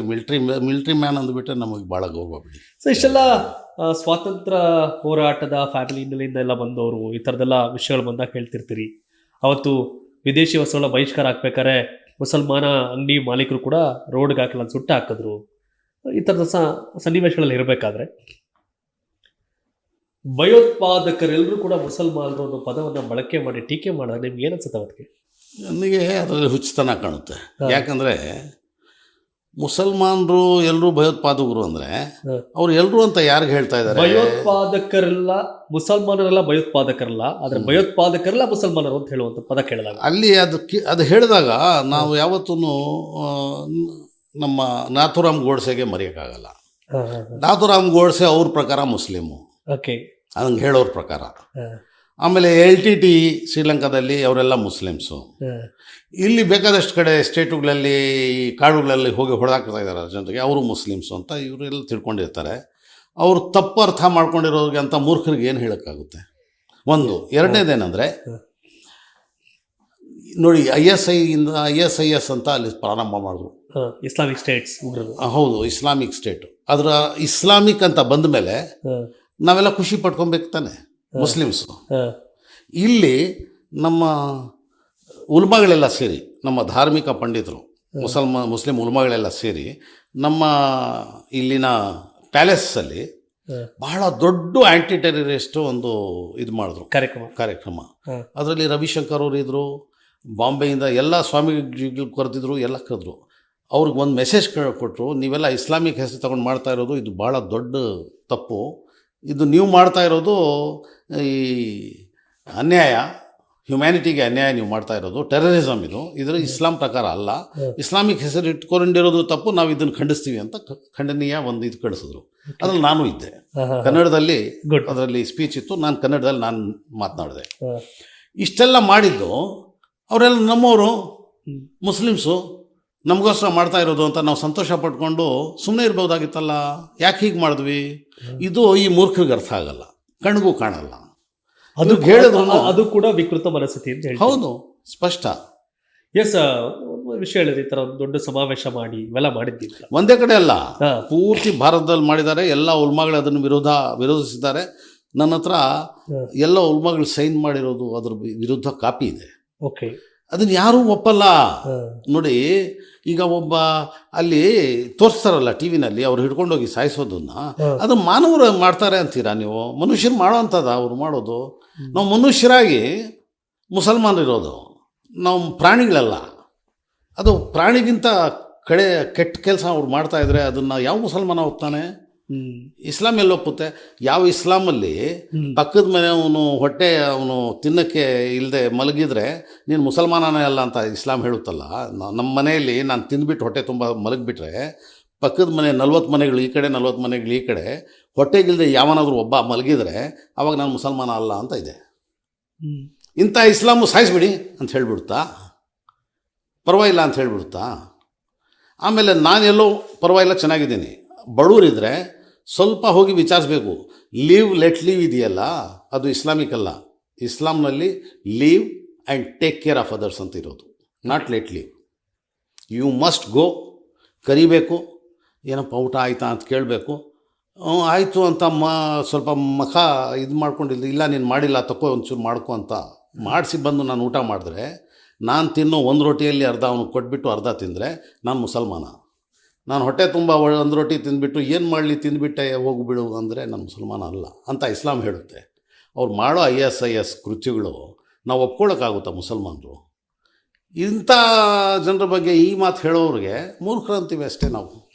ಬಟ್ ಒಂದು ದೃಢ ಹೆಜ್ಜೆನ ಇಟ್ಟಿದ್ರಿ ಅಂತ ಹೇಳಿದ್ರಿ ಅವತ್ತು, ಅದನ್ನು ಕಣ್ಸೋಕೆ ದೇಶಾದ್ಯಂತ ಕಾರ್ಯಕ್ರಮಗಳೆಲ್ಲ ಮಾಡಿದ್ವಿ ಅಂತ. ಬಟ್ ಇವತ್ತಿನ ಇಸ್ರೇಲ್ ಮತ್ತು ಏನು ಪ್ಯಾಲೆಸ್ತೈನ್ ನಡುವಿನ ಸಂಘರ್ಷ, ಸೊ ಇದ್ರ ಬಗ್ಗೆ ಏನು ಕಮೆಂಟ್ ಮಾಡ್ತೀರಿ? ಇಸ್ರಾಯೇಲ್ ಪ್ಯಾಲೆಸ್ಟೈನ್ ಸಂಘರ್ಷ ಅಂದರೆ ನಮಗೆಲ್ಲ ತಿಳಿದಿರೋದೇನೆಂದರೆ 1948ಕ್ಕೆ ಮುಂಚೆ ಅಲ್ಲಿ ಇಸ್ರಾಯೇಲ್ ಇರಲಿಲ್ಲ. ಎಲ್ರಿಗೂ ಗೊತ್ತು, ನಿಮಗೂ ಗೊತ್ತಿರಬೇಕು. ಇಸ್ರಾಯೇಲ್ ಅನ್ನೋ ದೇಶ ಅಸ್ತಿತ್ವಕ್ಕೆ ಬಂದಿದ್ದು 1948ರಲ್ಲಿ. ಯಾರು ಅಸ್ತಿತ್ವಕ್ಕೆ ತಂದವರು? ಯಾರು ಅಂದರೆ ನಮ್ಮ ದೇಶ ಹೊಡೆದಾಕಿದ್ರಲ್ಲ, ಭಾರತ ಹೊಡೆದಾಕಿದ್ರಲ್ಲ, ಅವರೇ ಅದು ಅಸ್ತಿತ್ವಕ್ಕೆ ತಂದಿದ್ದು. ಇದನ್ನು ಜನ ಮರಿತಾ ಇದ್ದಾರೆ, ಜನರಿಗೆ ಗೊತ್ತಿಲ್ಲ. ಮೂಲ ನಮ್ದೇ ಅಂತ ಹೇಳ್ತಾರೆ ಅವರು, ವಾದ ಮಾಡ್ತಾರೆ. ನಾವು ಮೂಲ ಇಲ್ಲಿಯವರೇ ಅಂತ ಹೇಳ್ತಾರೆ ಅವರು. ಆಯ್ತು, ಅದ್ರ ಬಗ್ಗೆ ಹೇಳ್ತೇನೆ. ಇದು ಭಾಳ ಲಾಂಗ್ ಹಿಸ್ಟ್ರಿ ಆಗುತ್ತೆ, ಆದರೂ ಹೇಳ್ಬೇಕು. ಓಕೆ, ಶಾರ್ಟ್ ಆಯ್ತು. ನೋಡಿ, ನಮ್ಮ ಭಾರತನ ಇಬ್ಬಾಗ ಮಾಡಿದ್ದು ಬ್ರಿಟಿಷರು. ತುರ್ಕಿ ಅವರು ಸರ್ಕಾರ ನಡೀತಾ ಇತ್ತು. ಆವಾಗ ಯಹೂದ್ಯರು, ಮುಸಲ್ಮಾನರು, ಕ್ರೈಸ್ತರು ಬಹಳ ಅನ್ಯೋನ್ಯವಾಗಿ ಶಾಂತಿಯುತ ಜೀವನ ನಡೆಸ್ತಾ ಇದ್ರು. ತುರ್ಕರ ಆಡಳಿತದಲ್ಲಿ, ಅಲ್ಲಿ ತುರ್ಕರ ಆಡಳಿತ ಇದ್ದಿದ್ದು. ತುರ್ಕರ ಆಡಳಿತ ಅಂದರೆ ತುರ್ಕಿ ಜನ. ಅವ್ರ ಆಡಳಿತ ಅವರು ಸೋತರು. ಸೆಕೆಂಡ್ ವರ್ಲ್ಡ್ ವಾರಲ್ಲಿ ಸೋತಾಗ ಬ್ರಿಟಿಷ್ ಅದ್ರ ಇದು ಪಡ್ಕೊಳ್ತು, ಅಲ್ಲಿನ ಸರ್ಕಾರ ಬ್ರಿಟಿಷ್ ಕೈಗೆ ಬಂತು. ಆವಾಗ ಬ್ರಿಟಿಷ್ ಮತ್ತೆ ವರ್ಲ್ಡ್ ವಾರ್ ನಡೀತಾ ಇತ್ತಲ್ಲ, ಅದರಲ್ಲಿ ಇಸ್ರಾಯೇಲಿಗಳು ಸಪೋರ್ಟ್ ಕೇಳ್ತು. ಜರ್ಮನಿಯಲ್ಲಿದ್ದಲ್ಲ ಇಸ್ರಾಯೇಲಲ್ಲಿ, ಆ ಇಸ್ರಾಯೇಲ್ ಸಪೋರ್ಟ್ ಕೊಟ್ಟಿದ್ದಕ್ಕೆ, ಇವ್ರು ಗೆದ್ದಿದ್ದಕ್ಕೆ ಅದನ್ನು ಮಾಡಿಕೊಟ್ರು. ಅದು ಮಾಡಿಕೊಟ್ರಲ್ಲ, ಅದು ಯಾರ ಜಾಗ ಅಂದರೆ ಫಲಸ್ತೀನಿಯರ ಜಾಗ. ಮಹಾತ್ಮ ಗಾಂಧಿಯವ್ರು ಏನು ಹೇಳಿದ್ದಾರೆ ಫಲಸ್ತೀನ್ ಬಗ್ಗೆ? ನಮ್ಮ ಭಾರತ ಎಲ್ಲ ಮಹಾತ್ಮ ಗಾಂಧಿಯವರು ಒಪ್ತೀವಿ. ನಮ್ಮ ಅಗ್ರಗಣ್ಯ ಸ್ವಾತಂತ್ರ್ಯ ಹೋರಾಟಗಾರರು, ಎಲ್ಲ ಸ್ವತಂತ್ರ ಹೋರಾಟನೇ ಅವರು ಹಿಂದೆ ಇತ್ತು. ಹೌದು, ಮಹಾತ್ಮ ಗಾಂಧಿಯವರು ಪೂರ್ತಿ ಪ್ರಪಂಚನೇ ಬಾಪು ಅಂತಲೇ ಗೌರವಿಸುತ್ತೆ. ಅವ್ರು ಏನು ಹೇಳಿದ್ದಾರೆ ಪ್ಯಾಲೆಸ್ತೈನ್ ಬಗ್ಗೆ ಅಂದರೆ, ಪಾಲಿಸ್ತಾನರದ್ದು, ಅವ್ರಿಗೆ ಅವ್ರ ಜಾಗ ಬಿಟ್ಕೊಡ್ಬೇಕು ಅಂತ ಅವ್ರು ಹೇಳಿದ್ದಾರೆ. ಅದೇ ರೀತಿ ಸಲ್ಮಾನ್ ವಾಜಪೇಯಿ ಅವರು ಹೇಳಿದ್ದಾರೆ, ಅವರು ಪ್ರಧಾನಮಂತ್ರಿಗಳಾಗಿದ್ದಾಗ ಅದು ಪಾಲೆಸ್ತೈನಕ್ಕೆ ಸೇರಿದ್ದು ಅವ್ರಿಗೆ ಬಿಡಬೇಕು ಅಂತ. ಅವ್ರು ಪಾಲೆಸ್ತೈನಿಯರಿಗೆ ಅಲ್ಲಿ ಖಾಲಿ ಮಾಡಿಸೋದಕ್ಕೆ ಇಸ್ರಾಯೇಲು ಅಲ್ಲಿ ಯುದ್ಧ ನಡೆಸ್ತಾ ಇದೆ. ಇದು ನಮಗೆ ಗೊತ್ತಿರೋ ವಿಷಯ, ಇದು ಓಪನ್ ಆಗಿರೋವಂಥದ್ದು. ಅಷ್ಟೇ ಅಲ್ಲ, 1948ಕ್ಕಿಂತ ಮುಂಚೆ ಇಸ್ರಾಯೇಲ್ ಇರಲಿಲ್ಲ. ಅದು ಸ್ವತಂತ್ರ ಹೋರಾಟ ಅಲ್ಲ ನಡೆಸಿದ್ದು, ಮೊನ್ನೆ ಸ್ವತಂತ್ರ ಇದಕ್ಕಲ್ಲ, ಅದು ಅಸ್ತಿತ್ವಕ್ಕೆ ಬಂತಲ್ಲ ಆ ದಿನ ಅವ್ರು ಆಚರಿಸಿದ್ದು. ಅದಕ್ಕೆ ಮುಂಚೆ ನಮ್ಮದಿತ್ತು ಅಂತಾರಲ್ಲ. 2000 ವರ್ಷಗಳ ಹಿಂದೆ ನಮ್ಮ 2000 ವರ್ಷಗಳ ಹಿಂದೆ ಅಲ್ಲಿ ಬಕತ್ ನಸರ್ ಅಂತ ಒಬ್ಬ ಕಿಂಗ್ ಬಂದುಬಿಟ್ಟು ಅವರು ಅಲ್ಲಿಂದ ಯಹೂದ್ಯರನ್ನು ಖಾಲಿ ಮಾಡಿದ್ರು. ಆಮೇಲೆ ಮತ್ತೆ ಯಹೂದರಲ್ಲಿ ಸೇರಿದ್ರೆ ಕೆಲವರು ಇದ್ದರು, ಅವ್ರಿಗೆ ರೋಮನ್ಸ್ ಖಾಲಿ ಮಾಡಿಬಿಟ್ರು. ರೋಮನ್ಸ್ ಆವಾಗ ಇನ್ನೂ ಕ್ರಿಶ್ಚಿಯನ್ಸ್ ಆಗಿರಲಿಲ್ಲ, ಅವ್ರು ಖಾಲಿ ಮಾಡಿದ್ರು ಸುಮಾರು 1400 ವರ್ಷಗಳಿಂದ. ಆಮೇಲೆ 1380 ವರ್ಷಗಳ ಹಿಂದೆ ಮುಸಲ್ಮಾನರು ಅದನ್ನ ಮೇಲೆ ಅಧಿಕಾರ ಅಸ್ತಿತ್ವಕ್ಕೆ ಬಂದರು. ಆವಾಗ ಯಹೂದ್ಯರಿಗೆ ಮತ್ತೆ ಅವಕಾಶ ಕೊಟ್ಟರು, ಬನ್ನಿ ನೀವು ಇಲ್ಲಿ ಅಂತ. ಮತ್ತೆ ಎಲ್ಲ ಯುರೋಪಿಯನ್ಸು ಅದನ್ನು ಗೆದ್ಕೊಂಡ್ರು ಟರ್ಕಿಯಿಂದ. ಆವಾಗ ಯಹೂದ್ಯರನ್ನ ಅಲ್ಲಿಂದ ಓಡಿಸ್ಬಿಟ್ರು. ಆಮೇಲೆ ಯಹೂದ್ಯರೆಲ್ಲ ಸೇರಿ ಸೆಕೆಂಡ್ ವರ್ಲ್ಡ್ ವಾರಲ್ಲಿ ಹೆಲ್ಪ್ ಮಾಡಿದ್ದಕ್ಕೆ ಬ್ರಿಟಿಷರು ಅವ್ರಿಗೆ ರಾಷ್ಟ್ರ ಅಂತ 45% ಫಲಸ್ತೀನಿಯರಿಗೆ, ಯಾರ್ದು ಜಾಗ ಅಂದರೆ ಫಲಸ್ತೀನಿಯರದ್ದು, ಫಲಸ್ತೀನಿಯರ ಜಾಗನ 45% ಫಲಸ್ತೀನಿಯರಿಗೆ, 55% ಇಸ್ರಾಯೇಲ್ ಕೊಟ್ಟರು. ಯಾಕಂದರೆ ಸರ್ಕಾರ ಇವ್ರದಿತ್ತು, ಕಂಪ್ಲೀಟ್ ಆಡಳಿತ ಇವ್ರದಿತ್ತು. ಆವಾಗ ಫಲಸ್ತೀನಿಯರು ಅಲ್ಲಿದ್ದರು, ಯಹೂದ್ಯರು ಇದ್ದರು. ಆದರೆ ಅಲ್ಲಿರೋ ಯಹೂದ್ಯರು ಇವಾಗ ಇರೋರಲ್ಲಿ 1/3 ಮಾತ್ರ, ಇನ್ನು 2/3 ಎಲ್ಲ ರಾಷ್ಟ್ರಗಳಿಂದ ಹೋಗಿರೋರು. ಇವಾಗ ಅವರು ಈ ಫಲಸ್ತೀನಿಯರಿಗೆ ಖಾಲಿ ಮಾಡಿಸ್ತಾ ಇದ್ರೆ, ಅವ್ರಿಗೆ ಸಾಯಿಸ್ತಾ ಇದ್ರೆ, ನಾವೆಲ್ಲ ಅದ್ರ ವಿರುದ್ಧ ನಮ್ಮ ಮಹಾತ್ಮ ಗಾಂಧಿಯವ್ರು ಏನು ಹೇಳಿದರು ಅದು ಅವ್ರ ಜೊತೆಲಿದ್ದೀವಿ ನಾವು. ಮಹಾತ್ಮ ಗಾಂಧಿಯವ್ರು ಹೇಳಿದರು ಫಲಸ್ತೀನಿಗೆ ಸೇರಿದ್ದು, ಇಸ್ರಾಯೇಲು ಅವ್ರ ಮೇಲೆ ದೌರ್ಜನ್ಯ ನಡೆಸಬಾರ್ದು ಅಂತ ಹೇಳಿದರು. ನಾನು ಮಹಾತ್ಮ ಗಾಂಧಿಯವರು ಏನು ಹೇಳಿದರು ಅವ್ರ ಜೊತೆಲಿದ್ದೆ. ಈಗ ವಿಶ್ವದಲ್ಲಿ ನಡೀತಾ ಇರ್ತಕ್ಕಂಥ ಒಂದಷ್ಟು ಸಂಘರ್ಷಗಳಿದೆಯಲ್ಲ, ಈಗ ರಷ್ಯಾ ಮತ್ತು ಉಕ್ರೇನ್ ನಡುವಿನ ಯುದ್ಧ, ಸೊ ಅಲ್ಲಲ್ಲಿ ಸಂಘರ್ಷಗಳಾಗ್ತಾ ಇದೆ. ಸೊ ಎತ್ಲ ಕಡೆ ಸಾಕ್ತಿದೆ ವಿಶ್ವ ಅಂತಂತೀರಿ, ಏನು ಕತೆ ಇದು ಇದೇ ಕಂಟಿನ್ಯೂ ಆಗುತ್ತಾ, ಬೇರೆ ಏನಾರು ಇದೆಯಾ, ಬದಲಾವಣೆ ಇದೆಯಾ? ಇಲ್ಲ, ಇದನ್ನೆಲ್ಲ ನೋಡಿದ್ರೆ ಬಹಳಷ್ಟು ಈ ವರ್ಲ್ಡ್ ಪಾಲಿಟಿಕ್ಸ್ ಮೇಲೆ ಗಮನ ಇಟ್ಟಿರೋ ಎಕ್ಸ್ಪರ್ಟ್ಸ್ ಏನು ಹೇಳ್ತಾ ಇದ್ದಾರೆ, ಎಲ್ಲೋ ಪೂರ್ತಿ ಪ್ರಪಂಚ 3ನೇ ಮಹಾಯುದ್ಧದ ಕಡೆ ಸಾಗ್ತಾ ಇದೆಯಾ ಅಂತ ಒಂದು ಆತಂಕ ವ್ಯಕ್ತಪಡಿಸ್ತಾ ಇದ್ದಾರೆ. ಅವ್ರ ಜೊತೆ ನಾವು ಆತಂಕ ಪಡ್ತಾ ಇದ್ದೇವೆ. ಭಾರತ ಯಾವುದೇ ಯುದ್ಧಕ್ಕೆ ವಿರೋಧನೇ, ನಮ್ಮ ಸರ್ಕಾರನೂ ವಿರೋಧನೇ. ನಾವೆಲ್ಲ ಭಾರತೀಯರು ನಮ್ಮ ಸರ್ಕಾರದ ಜೊತೆಯಲ್ಲಿ ಯಾರೇ ಯುದ್ಧ ಮಾಡ್ತಿದ್ರು ಮಾಡಬೇಡಿ, ಶಾಂತಿಯುತವಾಗಿರಿ ಅನ್ನುವಂಥದ್ದು ಆ ನಿಲುವನ್ನು ತಾಳ್ತೇವೆ. ಮತ್ತೊಂದು ಕಡೆ ಬಾಂಗ್ಲಾ ಭಾಳ ಆಪ್ತ ರಾಷ್ಟ್ರ, ಬಾಂಗ್ಲಾ ಉದಯ ಕಾರಣ ಭಾರತ, ಬಟ್ ಭಾರತ ಮತ್ತು ಬಾಂಗ್ಲಾ ನಡುವಿನ ಈಗ ಸಂಘರ್ಷದ ವಾತಾವರಣ. ಬಾಂಗ್ಲಾ ಬರೀ ಆಪ್ತ ರಾಷ್ಟ್ರ ಅಲ್ಲ, ಭಾರತ ಆಗಿದ್ದೇ ನಮ್ಮ ಪರವಾಗಿ, ಬಾಂಗ್ಲಾ ಆಗಿದ್ದೇ ನಮ್ಮ ಭಾರತದ ಒಂದು ಇದರಿಂದ. ಅವರು ಯಾವತ್ತೂ ಮರಿಬಾರ್ದು, ಬಾಂಗ್ಲಾ ಭಾರತವನ್ನು ಯಾವತ್ತೂ ಮರಿಬಾರ್ದು. ಎಲ್ಲ ಭಾರತೀಯರಿಗೂ ಅವ್ರು ಗೌರವಿಸ್ಕೊಂಡು ಬರಬೇಕು, ಆವಾಗಲೇ ಅವ್ರು ಮನುಷ್ಯರು. ಭಾರತನ ಅವರು ವಿರೋಧ ಮಾಡಿದ್ರೆ ಯಾವುದೇ ಕಾರಣದಿಂದ ಅದು ಸರಿ ಇಲ್ಲ ಅಂತ ನನ್ನ ಅನಿಸಿಕೆ. ಮತ್ತೊಂದು ಭಾಳ ಚರ್ಚೆ, ಅಕ್ರಮ ಬಾಂಗ್ಲಾ ವಲಸಿಗರು ದೇಶದ ಹೊರ ಹಾಕ್ತೀವಿ ಅನ್ನೋ ಲೆಕ್ಕಾಚಾರಗಳು, ಕಾನೂನುಗಳನ್ನ ತರುವಂಥ ಪ್ರಕ್ರಿಯೆಗಳು ಕೇಂದ್ರ ಸರ್ಕಾರದಿಂದ. ಫಸ್ಟು ನಮ್ಮ ಬಾರ್ಡರ್ ಸೆಕ್ಯೂರಿಟಿನ ಚೆನ್ನಾಗಿ ಇಟ್ಕೊಬೇಕು. ಯಾವ ವಲಸಿಗರು ಬರೋವಂಥದ್ದು ಇಟ್ಕೊಬಾರ್ದು. ಅಪ್ಪಿತಪ್ಪಿ ಯಾರಾದರೂ ಒಬ್ಬರು ಇಬ್ಬರು ಬಂದರೆ ಅವ್ರಿಗೇನು ಕ್ರಮ ಬೇಕು ಆ ಕ್ರಮ ಜರುಗಿಸ್ಬೇಕು. ವಲಸಿಗರು ಬಾಂಗ್ಲಾ ವಲಸಿಗರು ಅಂದರೆ ನಮ್ಮ ಸರ್ಕಾರ ಅಸ್ತಿತ್ವದಲ್ಲಿಲ್ವಾ? ನಮ್ಮ ಬಾರ್ಡರ್ಸ್ ಓಪನ್ ಆಗಿದೆಯಾ? ಬಾರ್ಡರ್ಸಲ್ಲಿ ಸರಿಯಾಗಿ ಸಿಸ್ಟಮ್ ಇಲ್ವಾ? ಸರಿಯಾದ ಒಂದು ವ್ಯವಸ್ಥೆ ಇಲ್ವಾ ಬಾರ್ಡರ್ಸಲ್ಲಿ? ಆ ಬಾರ್ಡರ್ಸ್ ವ್ಯವಸ್ಥೆ ನಮ್ಮ ಸರ್ಕಾರದ ಕೈಯಲ್ಲಿಲ್ವಾ? ಆಮೇಲೆ ಬಾರ್ಡರ್ಸ್ ವ್ಯವಸ್ಥೆ ಮಾಡುವಂಥ ನಮಗೆ ಸಾಮರ್ಥ್ಯ ಇಲ್ವಾ? ಅದನ್ನು ಫಸ್ಟ್ ಮಾಡಬೇಕು, ಆಮೇಲೆ ಬೇರೆ ವಿಷಯ. ಬಟ್ ಈಗ ಇರೋರ್ನ ಸನ್ನಿವೇಶ ಏನು? ಇರೋರು ಅಂದರೆ ಹೆಂಗೆ ಬಂದುಬಿಡ್ತಾರೆ ಸ್ವಾಮಿ, ಅದನ್ನು ಹೇಳಿ ಫಸ್ಟು. ಹೆಂಗೆ ಬಂದುಬಿಟ್ರು? ಭಾಳ ವರ್ಷಗಳಿಂದ ಇದೇ ಪ್ರಕ್ರಿಯೆ ಆಗಿದೆ ಅಂತ ನೋಡಿ. ಎಷ್ಟೇ ವರ್ಷ ಆದ್ರೂ ಅಲ್ಲಿ ನಮ್ಮ ಬಾರ್ಡರ್ ಸೆಕ್ಯೂರಿಟಿ ಫೋರ್ಸ್ ಇದೆ, ಮಿಲಿಟ್ರಿ ಇದೆ. ಸರಿಯಾದ ಇನ್ಸ್ಟ್ರಕ್ಷನ್ಸ್ ಕೊಟ್ಟಿದ್ರೆ ಯಾರೂ ಬರೋಕ್ಕಾಗ್ತಿರ್ಲಿಲ್ಲ. ಅಲ್ಲಿ ಬರೋಕ್ಕೆ ಸಾಧ್ಯವಿಲ್ಲದ್ರೆ ಯಾರೂ ಬರಲ್ಲ. ಎಲ್ಲ ರಾಷ್ಟ್ರಗಳಲ್ಲೂ ಎಲ್ಲರೂ ನುಗ್ಗಿ ಬಂದುಬಿಡ್ತಾ ಇದ್ದಾರೆ. ಈಗ ಅಮೇರಿಕಾದಿಂದ ಭಾರತಕ್ಕೆ ವಾಪಸ್ ಕಳಿಸಿದ್ರು ನಮ್ಮ ಭಾರತೀಯರು ಯಾರು ಹೋಗಿದ್ರು ಅವ್ರನ್ನ. ಇಲ್ಲಿಂದು ಕೂಡ ರಾಜ್ಯಗಳಲ್ಲಿ ಹುಡುಕಿ ಕಳಿಸೋ ಪ್ರಕ್ರಿಯೆ ಆಗ್ತಿದೆ. ಹೌದಾ? ಕಂಟಿನ್ಯೂ ಆಗಬೇಕಾ ಅಥವಾ ಅದು ಬೇಡ ಅನ್ನೋದು ಹೇಳಿ. ಅಮೇರಿಕಾ ವಿಷಯ ನೀವು ತಂದಿದ್ದಕ್ಕಾಗಿ ಇದು ಒಂದು ವಿಷಯ ನಾನು ಹೇಳಲೇಬೇಕಾಗುತ್ತೆ. ಏನು ಅಂದರೆ, ಅಮೇರಿಕದಿಂದ ನಮ್ಮ ಭಾರತೀಯರನ್ನ ಅಷ್ಟೊಂದು ಭಾರತೀಯರಲ್ಲಿ ಹಿಡಿದು ಕಳಿಸಿದ್ರಲ್ಲ, ಅದಕ್ಕೆ ಕಾರಣ ಏನು? ಕಾರಣ ಒಂದೇ, ಭಾರತದ ಅನ್ಎಂಪ್ಲಾಯ್ಮೆಂಟ್. ಇಲ್ಲಿ ಸರಿಯಾದ ಎಂಪ್ಲಾಯ್ಮೆಂಟ್ ಸಿಕ್ಕಿದ್ರೆ ಅವರೆಲ್ಲ ಯಾರು ಒಳ್ಳೆ ಚೆನ್ನಾಗಿ ವಿದ್ಯಾಭ್ಯಾಸ ಪಡ್ಕೊಂಡಿರೋರು, ಓಕೆ. ಎಕ್ಸ್ಪರ್ಟ್ಸು. ಅಮೇರಿಕಾಗೆ ಉಪಯೋಗಕ್ಕೆ ಬರುವಂಥ ಜನ, ಯಾರಲ್ಲಿ ಉಪಯೋಗಕ್ಕೆ ಬರಲ್ವೋ ಅವ್ರು ಹೋಗೋದೇ ಇಲ್ಲ, ಅವ್ರಿಗಲ್ಲಿ ಚಾನ್ಸ್ ಸಿಗಲ್ಲ. ಹೌದು. ಒಳ್ಳೆ ಅವಕಾಶ ಸಿಗುತ್ತಲ್ಲ ಅವರೇ ಹೋಗಿರೋದು. ಅವರು ಇಲ್ಲಿಗಲ್ ಆಗೋಗಲಿ ಲೀಗಲ್ ಆಗೋಗಲಿ first class technicians, first class engineers, first class doctors ಹೋಗಿರೋವಂಥದ್ದು. ಇಂಥವ್ರು ಯಾರೂ ಹೋಗೋಕ್ಕಾಗಲ್ಲ. ಅಂಥವ್ರು ನಾವು ಕಳ್ಕೊಳ್ತಾ ಇರೋದು ಯಾತಕ್ಕೆ ಅಂದರೆ ನಮ್ಮಲ್ಲಿ ಎಂಪ್ಲಾಯ್ಮೆಂಟ್ ಕೊಡೋಕ್ಕಾಗ್ತಾ ಇಲ್ಲ. ಅವ್ರಿಗೆ ಆ ಸರ್ಕಾರ ನಮ್ಮ ಪ್ರಧಾನಮಂತ್ರಿಗಳಾದ ಮೋದಿ ಅವರು ಹೋಗ್ಬಿಟ್ಟು ದಿಸ್ ಟೈಮ್ ಟ್ರಂಪ್ ಓನ್ಲಿ ಅಂತ ಅಲ್ಲಿ ಅವ್ರಿಗೆ ಇದು ಮಾಡಿದ್ರು, ಸರ್ಕಾರ ಅಂತ ಮಾಡಿದ್ರು. ಟ್ರಂಪ್ಗೆ ಕರೆಸ್ಬಿಟ್ಟು ಗುಜರಾತ್ನಲ್ಲಿ ಈ ರಸ್ತೆ 2-3 ಬದಿಯಲ್ಲಿ ಎಲ್ಲ ಜೋಪಡಿಗಳಿಗೂ ಟಾರ್ಪಲಿಂದ ಒದಿಸ್ಬಿಟ್ಟು ಅವ್ರಿಗೆ ಜೈ ಜೈ ಜೈ ಜೈಕಾರ ಹಾಕಿದ್ರು. ನಮ್ಮ ಭಾರತೀಯರಿಗೆ ಸೇರಿಸಿದ್ರು. ಅಲ್ಲೂ 120 ಕೋಟಿ ಖರ್ಚು ಮಾಡಿದ್ರು, ಇಲ್ಲೂ 120 ಕೋಟಿ ಖರ್ಚು ಮಾಡಿದ್ರು. ಎಲ್ಲ ಭಾರತೀಯರು, ಯಾರೂ ಅಮೇರಿಕನ್ಸ್ ಇರಲಿಲ್ಲ ಅದರಲ್ಲಿ. ಅಲ್ಲೂ ಭಾರತೀಯರು. ಅದು ನಮ್ಮ ಮೋದಿ NRI ಭಾರತೀಯರಲ್ಲಿ, ಇಲ್ಲಿ ನಮ್ಮ ಭಾರತೀಯರು.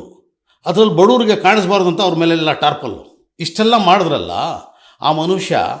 ಇವಾಗ ನಮ್ಮ ಮೋದಿ ಅವರ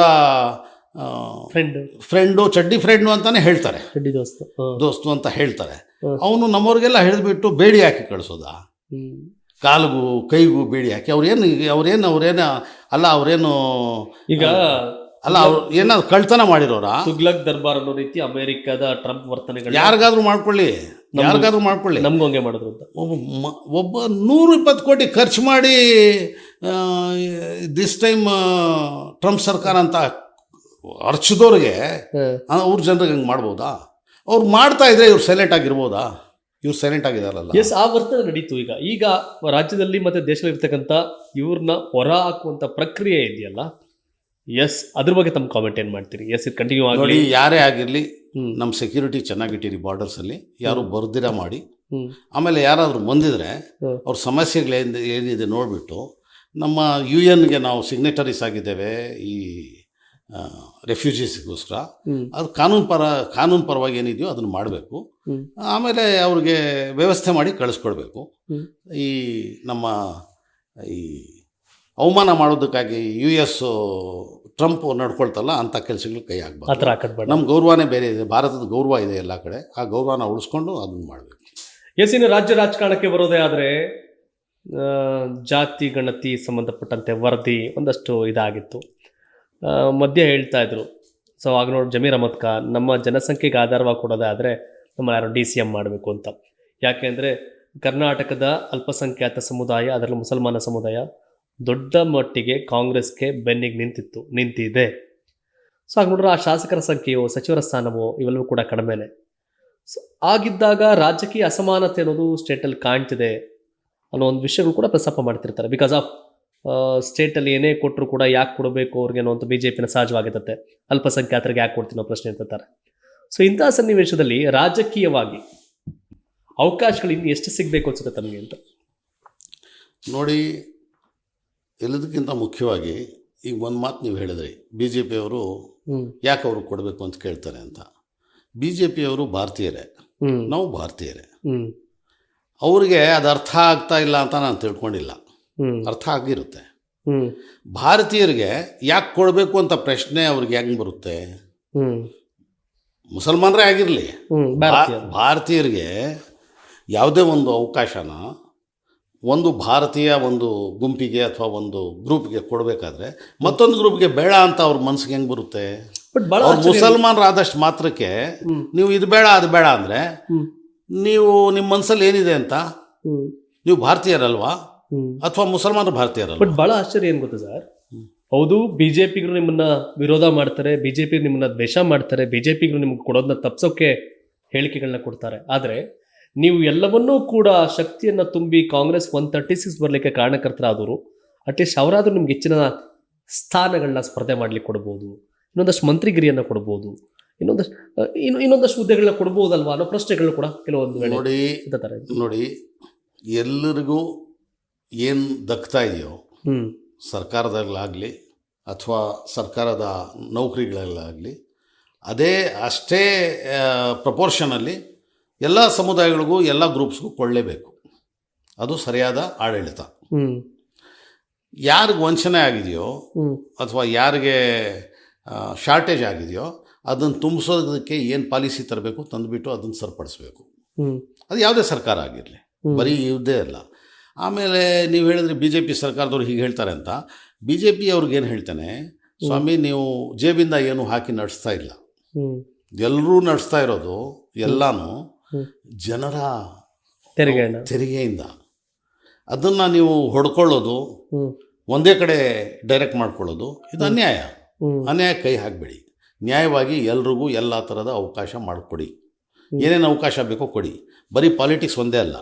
ಆಮೇಲೆ ಡಿ ಸಿ ಎಮ್ ಅಥವಾ ಸಿ ಎಮ್ ಬಗ್ಗೆ ಹೇಳಿದ್ರಿ ನೀವು. ಯಾವುದೇ ಸಮುದಾಯದವ್ರಿಗೆ ನಾನು ಸಿ ಎಮ್ ಆಗಬೇಕು, ನಾನು ಡಿ ಸಿ ಎಮ್ ಆಗಬೇಕು ಅಂತ ಯಾಕೆ ಬರಬಾರ್ದು ಸ್ವಾಮಿ? ಯಾವುದೇ ಸಮುದಾಯಕ್ಕೆ ಸೇರಲಿ. ನಮ್ಮ ಇವರು ಸಿಂಗ್ ಸಾಹೇಬ್ರು, ಯಾರು ಮನಮೋಹನ್ ಸಿಂಗ್ ಅವರು ಅಲ್ಲ, ಧರ್ಮ್ ಸಿಂಗ್ ಅವರು ಬಹಳ ಬಹಳ ಕಡಿಮೆ ಜನ ಇರೋದು ನಮ್ಮ ಕರ್ನಾಟಕದಲ್ಲಿ.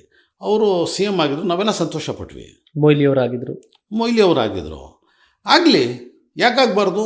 ಕಡಿಮೆ ಇದ್ದರೆ ಅವ್ರಿಗೆ ಅವಕಾಶ ಸಿಗಬಾರ್ದಾ? ಸಿಗಬೇಕು. ಅದಕ್ಕೆ ಎಲ್ಲರೂ ಬಯಸಬೇಕು.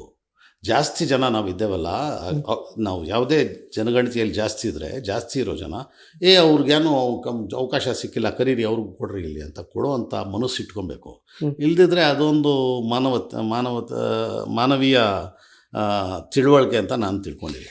ಈಗ ಏನು ಸೋರಿಕೆ ಆಗಿತ್ತು ಆ ಜಾತಿ ಗಣತಿ ಸಂಬಂಧಪಟ್ಟಂಗದಲ್ಲಿ, ಲಿಂಗಾಯತರಿಗಿಂತ ಹೆಚ್ಚಿನ ಸಂಖ್ಯೆಯಲ್ಲಿ, ಒಕ್ಕಲಿಗರಿಗಿಂತ ಹೆಚ್ಚಿನ ಸಂಖ್ಯೆಯಲ್ಲಿ ಇರುವಂಥ ಮುಸ್ಲಿಂ ಸಮುದಾಯಕ್ಕೆ ಹೆಚ್ಚಿನ ಸ್ಥಾನಮಾನ ಬೇಕಾಗಿತ್ತು ಅನ್ನೋ ಚರ್ಚೆಗಳ ನಡುವೆ ಒಂದು ವಿಷಯ ಸಹಜವಾಗಿ ಬರುತ್ತೆ.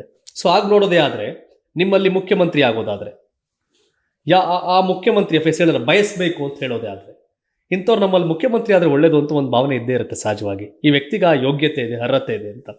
ಸೊ ಆ ಥರದ್ದು ಯಾರಾದರೂ ವ್ಯಕ್ತಿತ್ವವನ್ನು ಕಂಡುಹಿಡಿದಿದ್ದೀರಾ, ತಾವು ನೋಡಿದ್ದೀರಾ? ಎಸ್, ಇಲ್ಲ ಶಿವ ಅವರೇ, ಅಂಥ ಸಂದರ್ಭ ಇನ್ನೂ ಒದಗಿ ಬಂದಿಲ್ಲ.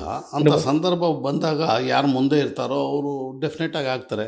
ಯಾಕಂದರೆ ಈ ನಮ್ಮ ರಾಜಕೀಯದಲ್ಲಿ, ಪಾಲಿಟಿಕ್ಸಲ್ಲಿ ಯಾರು ಎಲ್ಲದಕ್ಕಿಂತ ಎಲ್ರಿಗೂ ತಗೊಂಡು ಮುಂದಕ್ಕೆ ಹೋಗಿರ್ತಾರೋ ಅದರಲ್ಲಿ ಎಲ್ಲ ಲೀಡರ್ಸು ನಮ್ಮ ಲೀಡ್ರು ಅಂತ ಯಾರಿಗೆ ಬಯಸಿರ್ತಾರೋ ಅವ್ರು ಆಗ್ತಾರೆ. I will wish them good. So ಹಾಗಾಗಿ ಇಂಥವ್ರೆ ಇವರೇ ಅಂತೇನಿಲ್ಲ, ಎಲ್ಲರಲ್ಲೂ ಆಗ್ಬೋದು. ನಾನು ಆಗ್ಬೋದು, ಪ್ರತಿಯೊಬ್ಬರು ಆಗ್ಬೋದು, ನೀವು ಸಿ ಎಂ ಆಗ್ಬೋದು. ಯಾಕೆ ಎನಿ ಸಿಟಿಸನ್ ಆಫ್ ಕಂಟ್ರಿ, ಸಹಜವಾಗಿ ರಾಜ್ಯದ ಪ್ರತಿಯೊಬ್ಬನಿಗೂ. ಸಿದ್ದರಾಮಯ್ಯ 2ನೇ ಬಾರಿ ಮುಖ್ಯಮಂತ್ರಿ ಆಗಿದ್ದಾರೆ. ನೆಕ್ಸ್ಟ್ ಡಿ ಕೆ ಅವರು ಮುಖ್ಯಮಂತ್ರಿ ಆಗಲಿ ಅನ್ನೋ ಒಂದು ಚರ್ಚೆ, ಅಥವಾ ಸತೀಶ್ ಜಾರಕಿಹೊಳಿ ಸಿ ಎಂ ಆಗಲಿ ಅನ್ನೋ ಚರ್ಚೆ. ಒಂದು ಮುಖ್ಯಮಂತ್ರಿ ಅಥವಾ ಡಿ ಸಿ ಎಂ ಆಗೋದು ಇಮ್ಮಿಡಿಯೇಟ್ಲಿ ಏನು ಬರುತ್ತೆ ಅದಕ್ಕೆ ಫಾಲೋಯಿಂಗ್ ಅಂದರೆ ಎಷ್ಟು ಚೆನ್ನಾಗಿ ಆಡಳಿತ ನಡೆಸ್ಕೊಂಡು ಬರ್ತಾ ಇದ್ದಾರೆ. ಮೂರನೇದು, ಎಲ್ಲರಿಗೂ ಹಕ್ಕು ಸಿಗೋಂಗೆ ಆಡಳಿತ ನಡೆಸ್ತಾ ಇದ್ದಾರ. ಬಹಳ ಇಂಪಾರ್ಟೆಂಟು. ಆ ರೀತಿ ಯಾರು ನಡೆಸ್ತಾ ಇದ್ದಾರೋ ಅವ್ರು ಅದಕ್ಕೆ ಅರ್ಹರು, ಜಾಸ್ತಿ ಅರ್ಹರು ಬೇರೆಯವ್ರಿಗಿಂತ. ಎಸ್, ಕಳೆದ 30 ವರ್ಷಗಳ ಕಾಲ ದೇವೇಗೌಡರು ಒಟ್ಟಿಗಿದ್ರಿ. ಒಂದು 4ನೇ ದಶಕದ ಅವಧಿ ನಡೀತಾ ಇದೆ ರಾಜಕಾರಣದಲ್ಲಿ. ಯಾಕೆ ಶಫೀವುಲ್ಲಾ ಅವರು ಶಾಸಕರು, ಸಂಸದರು ಆಗಕ್ಕೆ ಸಾಧ್ಯ ಆಗಲಿಲ್ಲ, MLC ಆಗ್ಲಿಕ್ಕೆ ಸಾಧ್ಯ ಆಗಲಿಲ್ಲ ಅಂತ? ಬೇಕಾದಷ್ಟು ಸಲ ಆಗುವಂಥ ಒದಗಿ ಬಂದಿದ್ದು ಸಂದರ್ಭಗಳು. ಅವಾಗ ನಮ್ಮ ದೊಡ್ಡವರು, ಈಗಲೂ ನಾನು ದೊಡ್ಡವರು ಅಂತಲೇ ಕರೆಯೋದು ನಮ್ಮ ದೇವೇಗೌಡರಿಗೆ, ಒಂದು 3 ಸಲ ಆದರೂ ನನಗೆ ಹೇಳಿದ್ರು, ನಾನು ನಿಮಗೆ ಏನಾದರೂ ಮಾಡ್ತೇನೆ. ಒಂದು 2-3 ಸಲ ಸ್ಪಷ್ಟವಾಗಲೂ ಹೇಳಿದ್ರು. ಆಮೇಲೆ ಪಕ್ಷದಲ್ಲಿ ಇದ್ರಲ್ಲ ದಿಗ್ಗಜರು, ಭಾಳ ದೊಡ್ಡ ಲೀಡರ್ಸು, ಅವರೆಲ್ಲ ನಮ್ಮ ದೊಡ್ಡವ್ರಿಗೆ ಹೇಳಿದ್ದಾರೆ, ಇವ್ರಿಗೆ ನೀವು ಮಾಡಬೇಕು ಸರ್, ಇವರು ಅರ್ಹರು, ಇವರು ಭಾಳ ಕಾಲದಿಂದ ಜೊತೆಯಲ್ಲಿದ್ದಾರೆ ಅಂತ ಸಂದರ್ಭ ಒದಗಿ ಬಂದಿಲ್ಲ. ನಾನು ಈಗಲೂ ಅವ್ರಿಗೆ ಗೌರವಿಸ್ತೇನೆ. I have respect for, because he is elder statesman of our state. I think everybody should respect him. ನಾನು ರೆಸ್ಪೆಕ್ಟ್ ಮಾಡ್ತೇನೆ. ಅವಕಾಶ ಒದಗಿ ಬಂದಿಲ್ಲ ಅಂತ ತಿಳ್ಕೊಂಡಿದ್ದೇನೆ ಅಷ್ಟೇ. ನಿಮ್ಮ ಪ್ರಕಾರ ರಾಜ್ಯ ರಾಜಕಾರಣದ ಮುಂದಿನ ಸ್ಥಿತಿಗತಿ ಏನಾಗುತ್ತೆ, ಏನು ಸಮಾಚಾರ? ಜನ ಎಲ್ಲ ಎಚ್ಚೆತ್ತುಕೊಳ್ಬೇಕು. ಯಾರು ಎಲ್ಲ ಜನರಿಗೆ ಒಳ್ಳೇದು ಬಯಸ್ತಾರೋ ಅಂಥ ಸರ್ಕಾರ ತರೋದಕ್ಕೆ ಎಲ್ಲರೂ ಮುಂದೇನು ಅಂಥದ್ದೇ ಅವಕಾಶ ಕೊಡಬೇಕು. ಈಗ ನಮ್ಮ ಸಿದ್ದರಾಮಯ್ಯನವರು ಭಾಳ ಚೆನ್ನಾಗಿ ನಡ್ಸ್ಕೊಂಡು ಬರ್ತಾ ಇದ್ದಾರೆ. ಸರ್ಕಾರ ಚೆನ್ನಾಗಿ ಎಲ್ರಿಗೂ ಅವಕಾಶಗಳನ್ನ ಮಾಡಿಕೊಡ್ತಾ ಇದೆ. I wish him best. And ನಮ್ಮ ಡಿ ಸಿ ಎಮ್ ಆದ ನಮ್ಮ ಡಿ ಕೆ ಶಿವಕುಮಾರ್ ಅವರೂ ಎಲ್ರಿಗೂ ಅವಕಾಶಗಳು ಒದಗಿ ಬರುವಂಥದ್ದು ಅಂತ ಒಂದು ಆಡಳಿತ ನಡೆಯೋದರಲ್ಲಿ ಭಾಳ ಸಹಕಾರ ಕೊಡ್ತಾ ಇದ್ದಾರೆ. I will be also wish him good and all his team. CM ಬದಲಾವಣೆಯ ಚರ್ಚೆಗಳು ಭಾಳಷ್ಟಿದೆ. ಅದು ನನಗೆ ಕೇಳಿದ್ರೆ ಅದು ಹೈಕಮಾಂಡ್ ವಿಷಯ. ಅಲ್ಲಿ ಏನು ತೀರ್ಮಾನ ತಗೊಳ್ತಾರೋ ಆ ರೀತಿ ನಡೆಯುತ್ತೆ ಪಕ್ಷದಲ್ಲಿ. ಎಸ್, ದೇಶ, ರಾಷ್ಟ್ರ, ರಾಜ್ಯದ ರಾಜಕಾರಣ, ಧರ್ಮ ಅಂದರೆ ಏನು, ನಿಜವಾದ ಧರ್ಮ ಯಾವುದು, ಎಲ್ಲವನ್ನು ಅಚ್ಚುಕಟ್ಟಾಗಿ ಕೂತು ಮಾತಾಡಿದ್ವಿ. ನೀವು ಹೇಳಿದ್ರಿ ಎಲ್ಲರೂ ಕೂಡ ನಿಮ್ಮ ಭಾವನೆನ. ಭಾಷೆ ಅಂತ ಬಂದಾಗ ಕನ್ನಡ ಭಾಷೆ, ಕರ್ನಾಟಕ ತುಂಬ ಸ್ಪಷ್ಟವಾಗಿ ಅರ್ಥ ಆಗೋ ದಾಟಿನಲ್ಲಿ ಹೇಳ್ತಾ ಇದ್ದೀರಿ. ಕನ್ನಡದ ಬಗ್ಗೆ ಇನ್ನೊಂದು ಮಾತು ಹೇಳ್ಬಿಡ್ತಾರೆ ಪ್ಲೀಸ್. ಏನು ಅಂದರೆ, ಕೇಂದ್ರ ಸರ್ಕಾರ ಹಿಂದಿನ ಎಲ್ಲ ಸ್ಟೇಟಲ್ಲಿ ತರಬೇಕು ಅಂತ ಭಾಳ ವರ್ಷಗಳಿಂದ ಪ್ರಯತ್ನ ಮಾಡ್ತಾ ಇದೆ. ನಾನೇನು ಹೇಳಿದೆ, ಒಬ್ಬರು ಡೆಲ್ಲಿಯಿಂದ ನನಗೆ ಫೋನ್ ಮಾಡಿ ಕೇಳಿದ್ರು, ಯಾಕೆ ನೀವು ಕನ್ನಡಿಗರು ಹಿಂದಿನ ವಿರೋಧಿಸ್ತೀರಾ ಅಂತ ಕೇಳಿದ್ರು. ಅವರು ದೊಡ್ಡ ಹುದ್ದೆಯಲ್ಲಿದ್ದಾರೆ, ನನಗೆ ತಿಳಿದಿರೋದ್ರಿಂದ ನನಗೆ ಕೇಳಿದ್ರು. ನಾನು ಹೇಳಿದೆ, ನಾವು ಯಾವ ಕನ್ನಡಿಗರು ಹಿಂದಿ ವಿರೋಧ ಇಲ್ಲರಿ, ನೀವು ಒಂದು ಕೆಲಸ ಮಾಡಿ, ಪಾರ್ಲಿಮೆಂಟು ಎಲ್ರಿಗೋಸ್ಕರ ಇರೋದು, ಎಲ್ಲ ರಾಜ್ಯಗಳವ್ರಿಗೋಸ್ಕರ ಪಾರ್ಲಿಮೆಂಟ್ ಇರೋದು. ಆಮೇಲೆ ಒಂದೊಂದು ರಾಜ್ಯದಿಂದನೂ, ನಮ್ಮ ರಾಜ್ಯದಿಂದ 29 ಪಾರ್ಲಿಮೆಂಟೇರಿಯನ್ಸ್ ಎಲ್ಲ ಬರಬೇಕು, ಎಲ್ಲ ಕನ್ನಡಿಗರು. ಅದೇ ರೀತಿ ನಮ್ಮ ತಮಿಳ್ನಾಡಿಂದ ಪಾಂಡಿಚೇರಿ ಸರ್ 40 ಅಲ್ಲಿಂದ ಬರ್ತಾರೆ, ಕೇರಳ 20 ಅಷ್ಟೆಲ್ಲ ಬರ್ತಾರೆ. ಅವ್ರಿಗೆಲ್ಲ ಸೇರಿರೋ ಭಾಷೆನ ಅಲ್ಲಿ ಎಲ್ಲ ಭಾಷೆಗಳಲ್ಲಿ ಎಲ್ಲ ಕಡೆ ಬೋರ್ಡ್ಗಳು ಹಾಕ್ಸಿ, ಬಸ್ಸುಗಳಲ್ಲಿ, ಟ್ರೈನ್ಸಲ್ಲಿ, ಸ್ಟೇಷನ್ಸಲ್ಲಿ ಅಲ್ಲಿ ಹಾಕ್ಸಿ, ಡೆಲ್ಲಿಯಲ್ಲಿ ಎಲ್ರಿಗೂ ಅನುಕೂಲ ಆಗಲಿ. ಆಮೇಲೆ ಇಲ್ಲಿ ಹಿಂದಿ ತರುವಂಥದ್ದು ಯೋಚನೆ ಮಾಡಿದಂತೆ. ಏನಂದ್ರಾಗ ಒಂದು ಅದು ಹೆಂಗಾಗುತ್ತೆ ಅಂದರು, ಯಾಕಾಗಲ್ಲ. ಆಮೇಲೆ ಎರಡನೇದು ನಾನು ಏನು ಹೇಳಿದೆ, ನೀವು ಇಲ್ಲಿ ನಮ್ಮ ಮೆಟ್ರೋ ಸ್ಟೇಷನ್ಸಲ್ಲಿ ಹಿಂದಿ ಹಾಕಿಬಿಟ್ಟು ಅದಕ್ಕೆ ವಿರೋಧ ಆಯಿತು. ಅಲ್ಲಿ ಹಿಂದಿ ಬೋರ್ಡ್ಸ್ ಹಾಕಿದ್ರಿ ನೀವು ಇಲ್ಲಿ ಹಿಂದಿ ಹಾಕಿದ್ರಲ್ಲ, ಅದೇ ರೀತಿ UPನಲ್ಲಿ ಕನ್ನಡದ ಒಂದು ಹಾಕ್ಬಿಡಿ, ಕನ್ನಡನ. ನಾನೇ ಇಲ್ಲಿ ಹೇಳ್ತೀನಿ, ಅಲ್ಲಿ ಹಾಕಿದ್ದಾರಲ್ರಿ, ಬಿಡ್ರಿ ಹಾಕಲಿ ಅಂತ ನೀವು ಹೇಳಬೇಕಾದ ಅವಶ್ಯಕತೆನೂ ಇಲ್ಲ ಅಂತ ಹೇಳಿದೆ. ರಿಯಾಕ್ಷನ್ ಆಗ ಆಮೇಲೆ ಅವರು ಏನೋ ಹೇಳಕ್ಕೆ ಬಂದರು, ಇಲ್ಲ ಹಿಂದಿ ಹೀಗಿದೆ, ಕನ್ನಡ ಹಾಗಿದೆ ಅಂತ. ಏನೂ ಇಲ್ಲ, ಎಲ್ಲ ಕರೆಕ್ಟ್ ಆಗಿದೆ. ಆ ಹಿಂದಿನೂ ಇವಾಗ UPನಲ್ಲಿ ಹಿಂದಿ ಬಿಟ್ಟರೆ ಬೇರೆ ಬರಲ್ಲ, ಅದಕ್ಕೆ ನಮ್ಮ ಮೇಲೆ ಹೇರಕ್ಕೆ ಬರ್ತಾ ಇದ್ದೀರಾ ನೀವು ಕಲ್ತ್ಕೊಳ್ಳೋಕೆ ಟ್ರೈ ಮಾಡಿ ನಮ್ಮ ಭಾಷೆನ.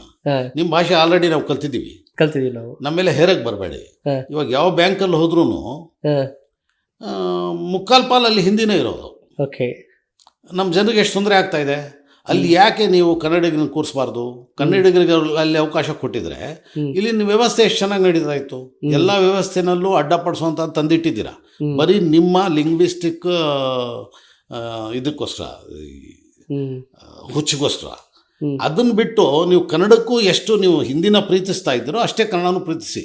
ಅಂದರೆ ನಾವು ಪ್ರೀತಿಸ್ತೀವಿ ಅಂದರು, ಅದು ಫಸ್ಟ್ ಬೋರ್ಡ್ಸ್ ಹಾಕ್ಬಿಡಿ, ಅದು ಪ್ರೀತಿ ಮಾಡ್ದಂಗೆ ಆಗುತ್ತೆ. ಹಾಗೆ ಹೇಳಿದ್ರೆ ಆಗೋದಿಲ್ಲ ಅಂತ ಹೇಳಿದೆ.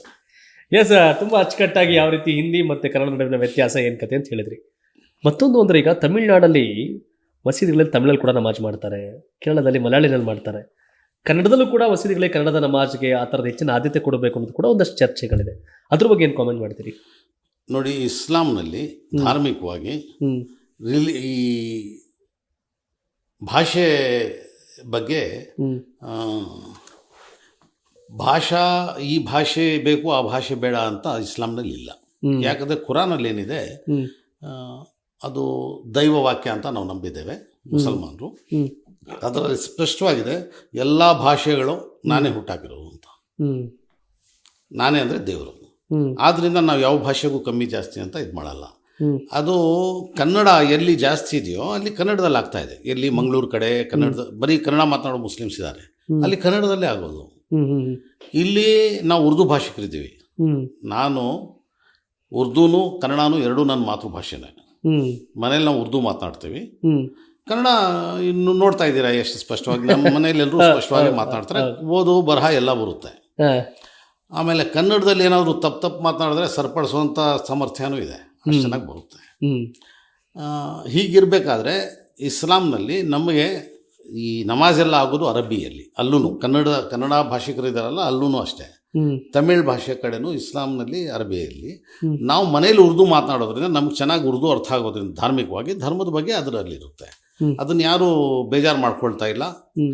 ಆಮೇಲೆ ಈ ಭಾಷೆ ಬೇಡ ಆ ಭಾಷೆ ತನ್ನಿ ಅಂತ ನಮ್ಮ ಮುಸ್ಲಿಮ್ಸಲ್ಲಿ ಅಂಥ ವಿಷಯ ಇಲ್ಲ. ಬಟ್ ಒಂದು ಜನ ಹೇಳ್ತಿರ್ತಾರೆ ಏನು ಅಂತಂದ್ರೆ, ಬೆಂಗಳೂರಿನ ಬಹುತೇಕ ಕನ್ನಡ ಹೋರಾಟಗಳಾದಾಗ ಎಸ್ ಕೇವಲ ಹಿಂದಿ ಬಗ್ಗೆ ನೀವು ವಿರೋಧ ಮಾಡ್ತೀರಿ, ಸೊ ಅಲ್ಲೂ ಕೂಡ ಕನ್ನಡದಲ್ಲಿ ಮಾತಾಡ್ಲಿ ಅಂದ್ರೆ ಲೈಕ್ ನಾಟ್ ಓನ್ಲಿ ಪ್ರಾರ್ಥನೆ ಅಲ್ಲ, ಹಿಂದಿ ವಿರೋಧ ಆಗ್ತಾ ಇರೋದು ಯಾಕಂದ್ರೆ ಹಿಂದಿ ನಮ್ಮಲ್ಲಿ ಹೇರಕ್ಕೆ ಬರ್ತಾ ಇರೋದ್ರಿಂದ. ಅವ್ರು ಹೇರಕ್ಕೆ ಬರದೇ ಹೋಗಿದ್ರೆ ಹಿಂದಿ ಬಗ್ಗೆ ಯಾರು ಮಾತನಾಡ್ತಿರ್ಲಿಲ್ಲ. ಹಂಗೆ ಮುಂಚೆಯಿಂದ ಹೆಂಗ್ ನಡ್ಕೊಂಡ್ ಬರ್ತಾ ಇದೀವಿ ಹಂಗೆ ನಡ್ಕೊಂಡು ಹೋಗ್ತಾ ಇತ್ತು. ನಾವು ಯಾರಿಗೆ ಪ್ರೀತಿಸ್ತಾ ಇಲ್ಲ, ನಾವು ಕನ್ನಡಿಗರು ಯಾರಿಗೆ ನಾವು ದ್ವೇಷಿಸ್ತಾ ಇದ್ದೀವಿ? ಏನು ದ್ವೇಷ ಇಲ್ಲ. ನಮ್ಮ ತಲೆ ಮೇಲೆ ಹೇರಕ್ಕೆ ಬಂದ್ಬಿಟ್ಟು ನಮಗೆ ಪಕ್ಕಕ್ಕೆ ತಳ್ಳಿಬಿಟ್ಟು ಅವ್ರ ಜನಕ್ಕೆ ತಂದು ಬಿಟ್ಕೊಂಡ್ರೆ ಆವಾಗ ಅನ್ಯಾಯ ಮಾಡಕ್ ಬಂದ್ರೆ ಅವಾಗ ನಾವು ತೋರಿಸ್ತೀವಿ ನಾವು ಇದ್ದೀವಿ ಅಂತ. ಕನ್ನಡ ಅಂತ ಬಂದಾಗ, ಕನ್ನಡದ ವಿಷಯ ಬಂದಾಗ, ಹೌದು ನೀವಾಗಲೇ ಗ್ರಾಮೀಣ ಭಾಗದಲ್ಲಿ ಎಲ್ಲ ಭಾಗದಲ್ಲಿ ಕೂಡ ಆಯಾ ಭಾಷೆನೆಲ್ಲ ಇದಾಗ್ತಿರುತ್ತೆ ಒಡನಾಟ ಅಂತ. ಸೊ ಭಾಷೆ ಅಂತ ಬಂದಾಗ ಒಂದಷ್ಟು ಅಭಿಮಾನ ಇವೆಲ್ಲವೂ ಕೂಡ ಇರುತ್ತೆ. ಕನ್ನಡದ ಬಗ್ಗೆ ಭಾಳಷ್ಟು ಜನ ಹೋರಾಟಗಳಲ್ಲಿ ಭಾಗಿಯಾದಂಥದ್ದಿದೆ. ಬಿಕಾಸ್ ಆಫ್ ಕನ್ನಡ ಹೋರಾಟಗಳಲ್ಲಿ ನಾನು ಕನ್ನಡ ಬೋರ್ಡ್ ಬರೆದ್ಬಿಟ್ಟು ಕೇಸ್ ಹಾಕ್ಸ್ಕೊಂಡಿದ್ದೇನೆ. ಕೋರ್ಟಲ್ಲೂ ಹೋರಾಟ ಮಾಡಿದ್ದೇನೆ 1979ರಲ್ಲಿ. ಓಕೆ. ಸೊ ಬೆಂಗಳೂರು ನಾನ್ ಕನ್ನಡಿಗಾಸ್ ಹಬ್ಬ ಆಗ್ತದೆ. ಕನ್ನಡದ ಮಾತಾಡೋದು ಒಂದು 40-50%, ಇನ್ನೆಲ್ಲ ಬರೀ ಈಗ ಹಿಂದಿನೋ ಮತ್ತೊಂದು ಭಾಷೆನೋ ಈ ಥರದ್ದು ಆಗ್ತಿದೆ. ಕನ್ನಡಿಗರು ಅಲ್ಪಸಂಖ್ಯಾತರಾಗ್ತಿದ್ದಾರೆ ಕರ್ನಾಟಕ ಬೆಂಗಳೂರಲ್ಲಿ ಅನ್ನೋದು ಒಂದಿದು. ಅದಕ್ಕೆ ನಾನೇನು ಯಾವಾಗಲೂ ಯೋಚಿಸ್ತೇನೆ ಅಂದರೆ, ನಾವು ಕನ್ನಡ ಬಲ್ಲವರು ಬೇರೆಯವ್ರಿಗೆ ಕನ್ನಡದಲ್ಲಿ ಜಾಸ್ತಿ ಮಾತನಾಡಿಸ್ಬೇಕು. ಫಸ್ಟು ಬಲವಂತವಾಗಲ್ಲ, ಪ್ರೀತಿಯಿಂದ ಮಾತನಾಡಿಸ್ಬೇಕು. ಆಮೇಲೆ ಅವ್ರಿಗೆ ನಾವು ಅರ್ಥ ಆಗೋ ರೀತಿಯಲ್ಲಿ ಮಾತನಾಡಬೇಕು. ಕಲಿಯೋದಕ್ಕೆ ಹಿಂಗೆ ಮಾಡಪ್ಪ ಅಂತ ಸ್ವಲ್ಪ ಹೇಳ್ಕೊಡ್ಬೇಕು. ಮೂರನೇದೇನೆಂದರೆ, ಅವ್ರು ಕಲಿಯೋದಕ್ಕೆ ಏನು ಸಹಾಯ ಬೇಕು ಅವ್ರ ಮಕ್ಕಳಿಗೆ ಏನಾದರೂ ಅಂಥದನ್ನು ನಾವು ಹುಟ್ಟಾಕಬೇಕೇ ಹೊರತು ನೀವು ಕಲ್ತ್ಕೊಳ್ಳಿ ಅಂತ ಹೇಳ್ಕೊಂಬರ್ತಾ ಇದ್ರೆ ವ್ಯವಸ್ಥೆ ಇಲ್ಲದೆ ಹೋದರೆ ಸರೋಗಲ್ಲ. ನಾವು ವ್ಯವಸ್ಥೆ ಏನಾದರೂ ಮಾಡಬೇಕು. ಸ್ವಲ್ಪ ಇಂಡಿವಿಜುವಲ್ ಆಗಿ ನಾವೆಲ್ಲ ಏನು ಮಾಡಬೇಕಂದ್ರೆ, ನಾವೇ ಕನ್ನಡದಲ್ಲಿ ಅವ್ರಿಗೆ ಮಾತನಾಡಿಸ್ಬಿಟ್ಟು ಮತ್ತೆ ಅವ್ರಿಗೆ ಹೇಳ್ಕೊಡ್ಬೇಕು. ನಾನು ಏನು ಹೇಳಿದ್ದು ಗೊತ್ತಾಯ್ತಾ ನಿನಗೆ, ಅರ್ಥ ಆಯ್ತಾ, ನಾನು ಇದು ಹೇಳ್ತಾ ಇರೋದು, ನೀನು ಸ್ವಲ್ಪ ಹೇಳಿ ನೋಡೋಣ ಅಂತ. ಹಾಗೆಲ್ಲ ಹೇಳ್ಕೊಡ್ತಾ ಇದ್ರೆ ಸ್ಲೋ ಆಗಿ ಬಂದ್ಬಿಡುತ್ತೆ ಅಂತ ನಾನು. ಸೊ ಅಂದರೆ ನಾವು ಪ್ರೀತಿ ವಿಶ್ವಾಸದಲ್ಲಿ ಅವ್ರನ್ನ ಹೇಳ್ಕೊಡುವಂಥ ಕೆಲಸ ಆಗಬೇಕು. ಅವ್ರು ಓಡಿಸ್ಬಿಟ್ರೆ ಪ್ರಯೋಜನ ಇಲ್ಲ. ಯಾಕಂದರೆ ಯಾರು ಓಡಿಸೋದ್ರಿಂದ ಪ್ರಯೋಜನ ಏನಿಲ್ಲ. ಯಾರಾದರೂ ನೋಡಿ, ನಮ್ಮ ರಾಜ್ಯದಲ್ಲಿರೋ ಯಾವುದೇ ಭಾಷಿಕರು ಜಾಗ ಬಿಟ್ಟು ಹೋಗ್ಬಿಟ್ರೆ ಏನು ಪ್ರಯೋಜನ ಆಗೋದಿಲ್ಲ. ಇರಲಿ, ಕನ್ನಡ ಕಲ್ತ್ಕೊಳ್ಳಿ, ಕನ್ನಡನ ಗೌರವಿಸ್ಲಿ. ಅದನ್ನು ನಾವು ಅವ್ರು ಕಲ್ತ್ಕೊಳ್ಳೋದಕ್ಕೆ ಏನೇನು ಬೇಕೋ ಅನುಕೂಲ ಆ ರೀತಿ ಮಾಡಿಕೊಡ್ಬೇಕು ಅಂತ ನನ್ನ ವಿಚಾರ. ನಮ್ಮ ಕಡೆಗಟ್ಟಿಗೆ ಬಂದೆ ಸರ್. ಬಹುತೇಕ ದೇಶವನ್ನು, ರಾಜ್ಯವನ್ನು, ಸಮಾಜವನ್ನು ಒಂದಷ್ಟು ಬದಲಾವಣೆಗೆ ಮತ್ತು ಇನ್ಫ್ಲುಯೆನ್ಸ್ ಮಾಡೋದು ಸಿನಿಮಾಗಳು. ಇತ್ತೀಚಿನ ಈ ಸೋಷಿಯಲ್ ಮೀಡಿಯಾ ಮತ್ತು ಸಿನಿಮಾ ಸೆಗ್ಮೆಂಟ್ ಬಗ್ಗೆ ತಮ್ಮ ಒಪಿನಿಯನ್ ಏನು ಸರ್? ಕಡೆದಾಗಿ ಎಷ್ಟು ಮಟ್ಟಿಗೆ ಪ್ರಭಾವ ಬೀರ್ತಾ ಇದೆ? ನೋಡಿ, ಈಗ ಜಾಸ್ತಿ ಪ್ರಭಾವ ಬೀರ್ತಾ ಇರೋದೇ ಸೋಷಿಯಲ್ ಮೀಡಿಯಾ. ಸಿನಿಮಾನು ಮುಂಚೆಯಿಂದಾನು ಜನರ ಮನಸ್ಥಿತಿನ ಒಂದು ಡೈರೆಕ್ಷನ್ ಕೊಡುವಂಥದ್ದನ್ನು ಮಾಡ್ಕೊಂಬರ್ತಾಯಿದ್ರು. ಮುಂಚಿನ ಸಿನಿಮಾಗಳಲ್ಲಿ ಭಾರತ, ಕರ್ನಾಟಕ, ಕನ್ನಡ, ಭಾರತ, ನಮ್ಮ ಸ್ವಾತಂತ್ರ್ಯ ಹೋರಾಟಗಾರರ ಬಗ್ಗೆ, ಆಮೇಲೆ ಅವ್ರ ಮೇಲೆ ಆಗಿದ್ದ ಅನ್ಯಾಯಗಳು, ಆಮೇಲೆ ಅವ್ರನ್ನ ಏನೇನು ಕಷ್ಟಪಟ್ಟರು ನಮ್ಮ ದೇಶಕ್ಕಾಗಿ, ಇದನ್ನೆಲ್ಲ ತೋರಿಸ್ಬಿಟ್ಟು ಜನರಿಗೆ ಅದ್ರ ಬಗ್ಗೆ ಪ್ರೀತಿ ಹುಟ್ಟಂಗೆ ಮಾಡ್ತಾಯಿದ್ರು. ದೇಶದ ಬಗ್ಗೆ, ರಾಜ್ಯದ ಬಗ್ಗೆ, ಭಾಷೆ ಬಗ್ಗೆ. ಈಗಿಂದೆಲ್ಲ ಆಮೇಲೆ ಬರ್ಬರ್ತಾ ಡ್ಯಾನ್ಸು, ಹಾಡು ಅದು ಜಾಸ್ತಿ ಆಯಿತು. ಈ ನಡುವೆ ದ್ವೇಷ ಹುಟ್ಟಾಕುವಂಥ ಸಿನಿಮಾಗಳು ಬರ್ತಾ ಇದ್ದಾವೆ. ಸ್ಪಷ್ಟವಾಗಿ ದ್ವೇಷ ಹುಟ್ಟಾಕುವಂಥ ಸಿನಿಮಾಗಳು ಬರ್ತಾ ಇದ್ದಾವೆ. ಆ ಸಿನಿಮಾ ನೋಡ್ಕೊಂಡು ಹೊರಗೆ ಬಂದವರು ಈ ಸಮುದಾಯದವ್ರನ್ನ ಬಿಡಬಾರ್ದು, ಆ ಸಮುದಾಯದವ್ರನ್ನ ಬಿಡಬಾರ್ದು ಅಂತ ಮಾತನಾಡ್ಕೊಂಡು ಹೊರಗೆ ಬರ್ತಾ ಇದ್ದಾರೆ. ಇದು ಆಗೋದಕ್ಕೆ ಒಂದು ಮನೋಸ್ಥಿತಿ ಕಾರಣ. ಆ ಮನೋಸ್ಥಿತಿ ಹುಟ್ಟಾಕಿರೋ ಜನ ಸ್ವಲ್ಪ ಅರ್ಥ ಮಾಡಿಕೊಂಡು ದೇಶಕ್ಕೆ ಇದರಿಂದ ಒಳ್ಳೇದಾಗೋದಿಲ್ಲ, ದೇಶ ಹಾಳಾಗೋಗುತ್ತೆ ಇವ್ರು ಮಾಡೋ ಇಂಥ ಕೃತ್ಯಗಳಿಂದ ಅಂತ ಸ್ವಲ್ಪ ಅರ್ಥ ಮಾಡಿಕೊಂಡು ದೇಶಕ್ಕೆ ಒಳ್ಳೇದಾಗೋ ರೀತಿಯಲ್ಲಿ ನಡ್ಕೊಂಡ್ರೆ ಒಳ್ಳೆಯದು ಅಂತ ಸಿನಿಮಾದ್ರ ಬಗ್ಗೆ. ಸೋಷಿಯಲ್ ಮೀಡಿಯಾ ಒಳ್ಳೆಯದು ಇದೆ, ಅದರಲ್ಲಿ ಕೆಟ್ಟದನ್ನು ಹುಟ್ಟಾಕ್ತಾ ಇದ್ದಾರೆ. ಆದಷ್ಟು ಒಳ್ಳೆಯದಕ್ಕಾಗಿ ಎಲ್ಲರೂ ಯೂಸ್ ಮಾಡಿಕೊಂಡ್ರೆ ಅದು ಒಳ್ಳೆಯ ಪ್ರಭಾವ ಬೀರುತ್ತೆ ಅಂತ ನನ್ನ ಅನಿಸಿಕೆ. ಎಸ್ ಸರ್, ನಿಮ್ಮ ಪ್ರಕಾರ ಕರ್ನಾಟಕದ ಬಗ್ಗೆ ಏನು ಅಭಿಪ್ರಾಯ ವ್ಯಕ್ತಪಡಿಸಿರಿ? ಕರ್ನಾಟಕ ಅಂದರೆ ನಿಮ್ಗೇನು ಅನಿಸುತ್ತೆ? ಕರ್ನಾಟಕ ಅಂದರೆ ನಮ್ಮ ರಾಜ್ಯ, ನನ್ನ ಮಣ್ಣು, ನಾನು ಹುಟ್ಟಿ ಬೆಳೆದಿರೋ ಅಂಥದ್ದು. ಕರ್ನಾಟಕ ರಾಜ್ಯ ಒಂದೇ ಅಲ್ಲ. ಈಗಲೂ ನಾನು ಇದ್ದಿದ್ದು ಊರಿನಿಗೆ ಹೋದರೆ ಅಲ್ಲಿ ಏನಿರಲಿ ಏನು ಇಲ್ಲದೆ ಹೋಗಲಿ, ಅಲ್ಲಿನ ಮಣ್ಣು, ಅಲ್ಲಿನ ಚರಂಡಿಗಳು, ಅಲ್ಲಿನ ನಾಲೆಗಳು, ಅಲ್ಲಿನ ಫೀಲ್ಡು, ಅಲ್ಲಿನ ಸ್ಕೂಲು, ಅದೇ ನಮಗೆ ಪ್ರೀತಿ. ಅದೇ ರೀತಿ ರಾಜ್ಯ ಎಲ್ಲೇ ಹೋಗಿದ್ರು ನಮ್ಮ ರಾಜ್ಯಕ್ಕೆ ನಾವು ತಲುಪಿದ ಮೇಲೇ ನಮಗೆ ನೆಮ್ಮದಿ ಆಗುವಂಥದ್ದು. ಎಲ್ಲ ಅವ್ರವ್ರ ರಾಜ್ಯನ ಅವ್ರು ಪ್ರೀತಿಸ್ತಾರೆ, ಅದೇ ರೀತಿ ನಾನು ಪ್ರೀತಿಸ್ತೇನೆ. ದೇಶ ಮತ್ತು ಭಾರತ, ಅದ್ರ ಬಗ್ಗೆ ನಿಮ್ಮ ಮೇನ್ ಫೀಲ್? ನೋಡಿ, ಭಾರತ ಅಂದರೆ ಎಲ್ಲ ದೇಶಗಳ ಥರ ನಮ್ಮ ದೇಶ ಇದ್ರೂ ನಮ್ಮ ದೇಶಕ್ಕೆ ಒಳ್ಳೆಯ ಹಿಸ್ಟ್ರಿ ಇದೆ, ಬಹಳ ಪಾಸ್ಟ್ ಹಿಸ್ಟ್ರಿ ಭಾಳ ಚೆನ್ನಾಗಿದೆ. ಆಮೇಲೆ ನಮ್ಮ ದೇಶದ ಬಗ್ಗೆ ಯಾವುದೇ ವಿಷಯ ಬಂದರೂ ಭಾಳ ಹೆಮ್ಮೆಯ ವಿಷಯವಾಗಿ ನಾವು ಕಾಣ್ತೇವೆ. ಅದರಲ್ಲಿ ವಿಶೇಷವಾಗಿ ಈ ಸ್ವತಂತ್ರ ಹೋರಾಟದ ಬಗ್ಗೆ ನಾವು ಭಾಳ ಜಾಸ್ತಿ ತಿಳ್ಕೊಂಡಿರೋದ್ರಿಂದ ಅದ್ರ ಬಗ್ಗೆ ಸ್ವತಂತ್ರ ಹೋರಾಟಗಾರರ ಬಗ್ಗೆ ನನಗೆ ಭಾಳ ಹೆಮ್ಮೆ ಇದೆ. ಸುಭಾಷ್ ಚಂದ್ರ ಬೋಸ್ ಅವರಾಗಲಿ, ಆಮೇಲೆ ನಮ್ಮ ರಾಷ್ಟ್ರಕ್ಕಾಗಿ ದುಡಿದು ರಾಷ್ಟ್ರಕ್ಕಾಗಿ ಸ್ವಾತಂತ್ರ್ಯಕ್ಕಾಗಿ ಹೋರಾಡಿದ ಜನರಲ್ಲಿ 2 ಸರ್ಕಾರಗಳಾಯಿತು. ಒಂದು 1915ರಲ್ಲಿ ಒಂದು ಸರ್ಕಾರ ಮಾಡಿದ್ರು, ಭಾರತೀಯ ಸರ್ಕಾರ ಅಂತ ಮಾಡಿ ಪ್ರೈಮ್ ಮಿನಿಸ್ಟರ್ ಆದರು, ಎಲ್ಲ ಒಂದು ಕ್ಯಾಬಿನೆಟೇ ಮಾಡಿದ್ರು ಕಾಬೂಲಲ್ಲಿ.